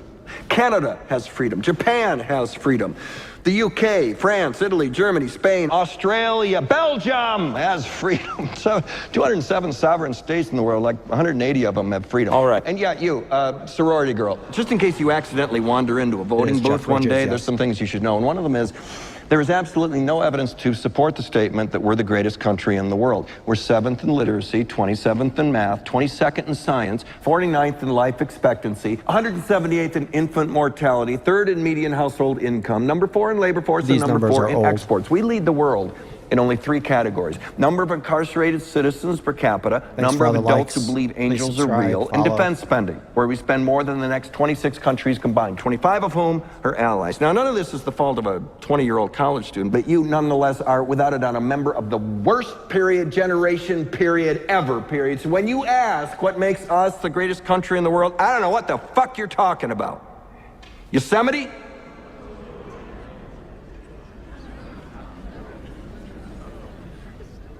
Not done.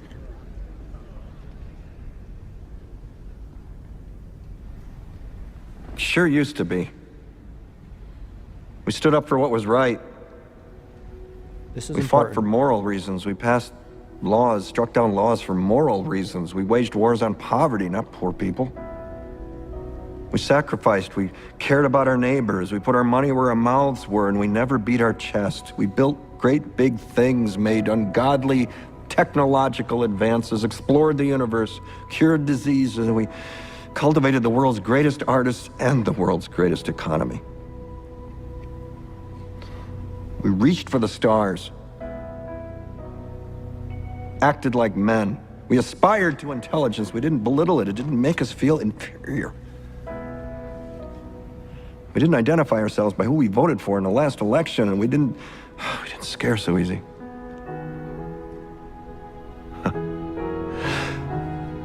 We were able to be all these things and do all these things because we were informed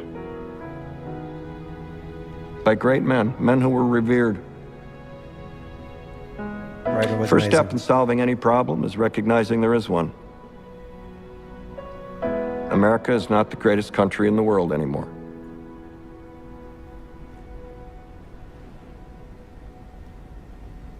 Enough? But it could be, and we need to make it like that again. So thanks for watching this live. Please like, send some badges, subscribe to the other channels. Please do, because I don't know what's going to happen with TikTok. Come December, with whoever controls the algorithm, maybe you'll never see me again. And I enjoy doing these lives. I really enjoy speaking with so many of you, whether you hold similar opinions or not. It doesn't matter. It's not about the specific issues.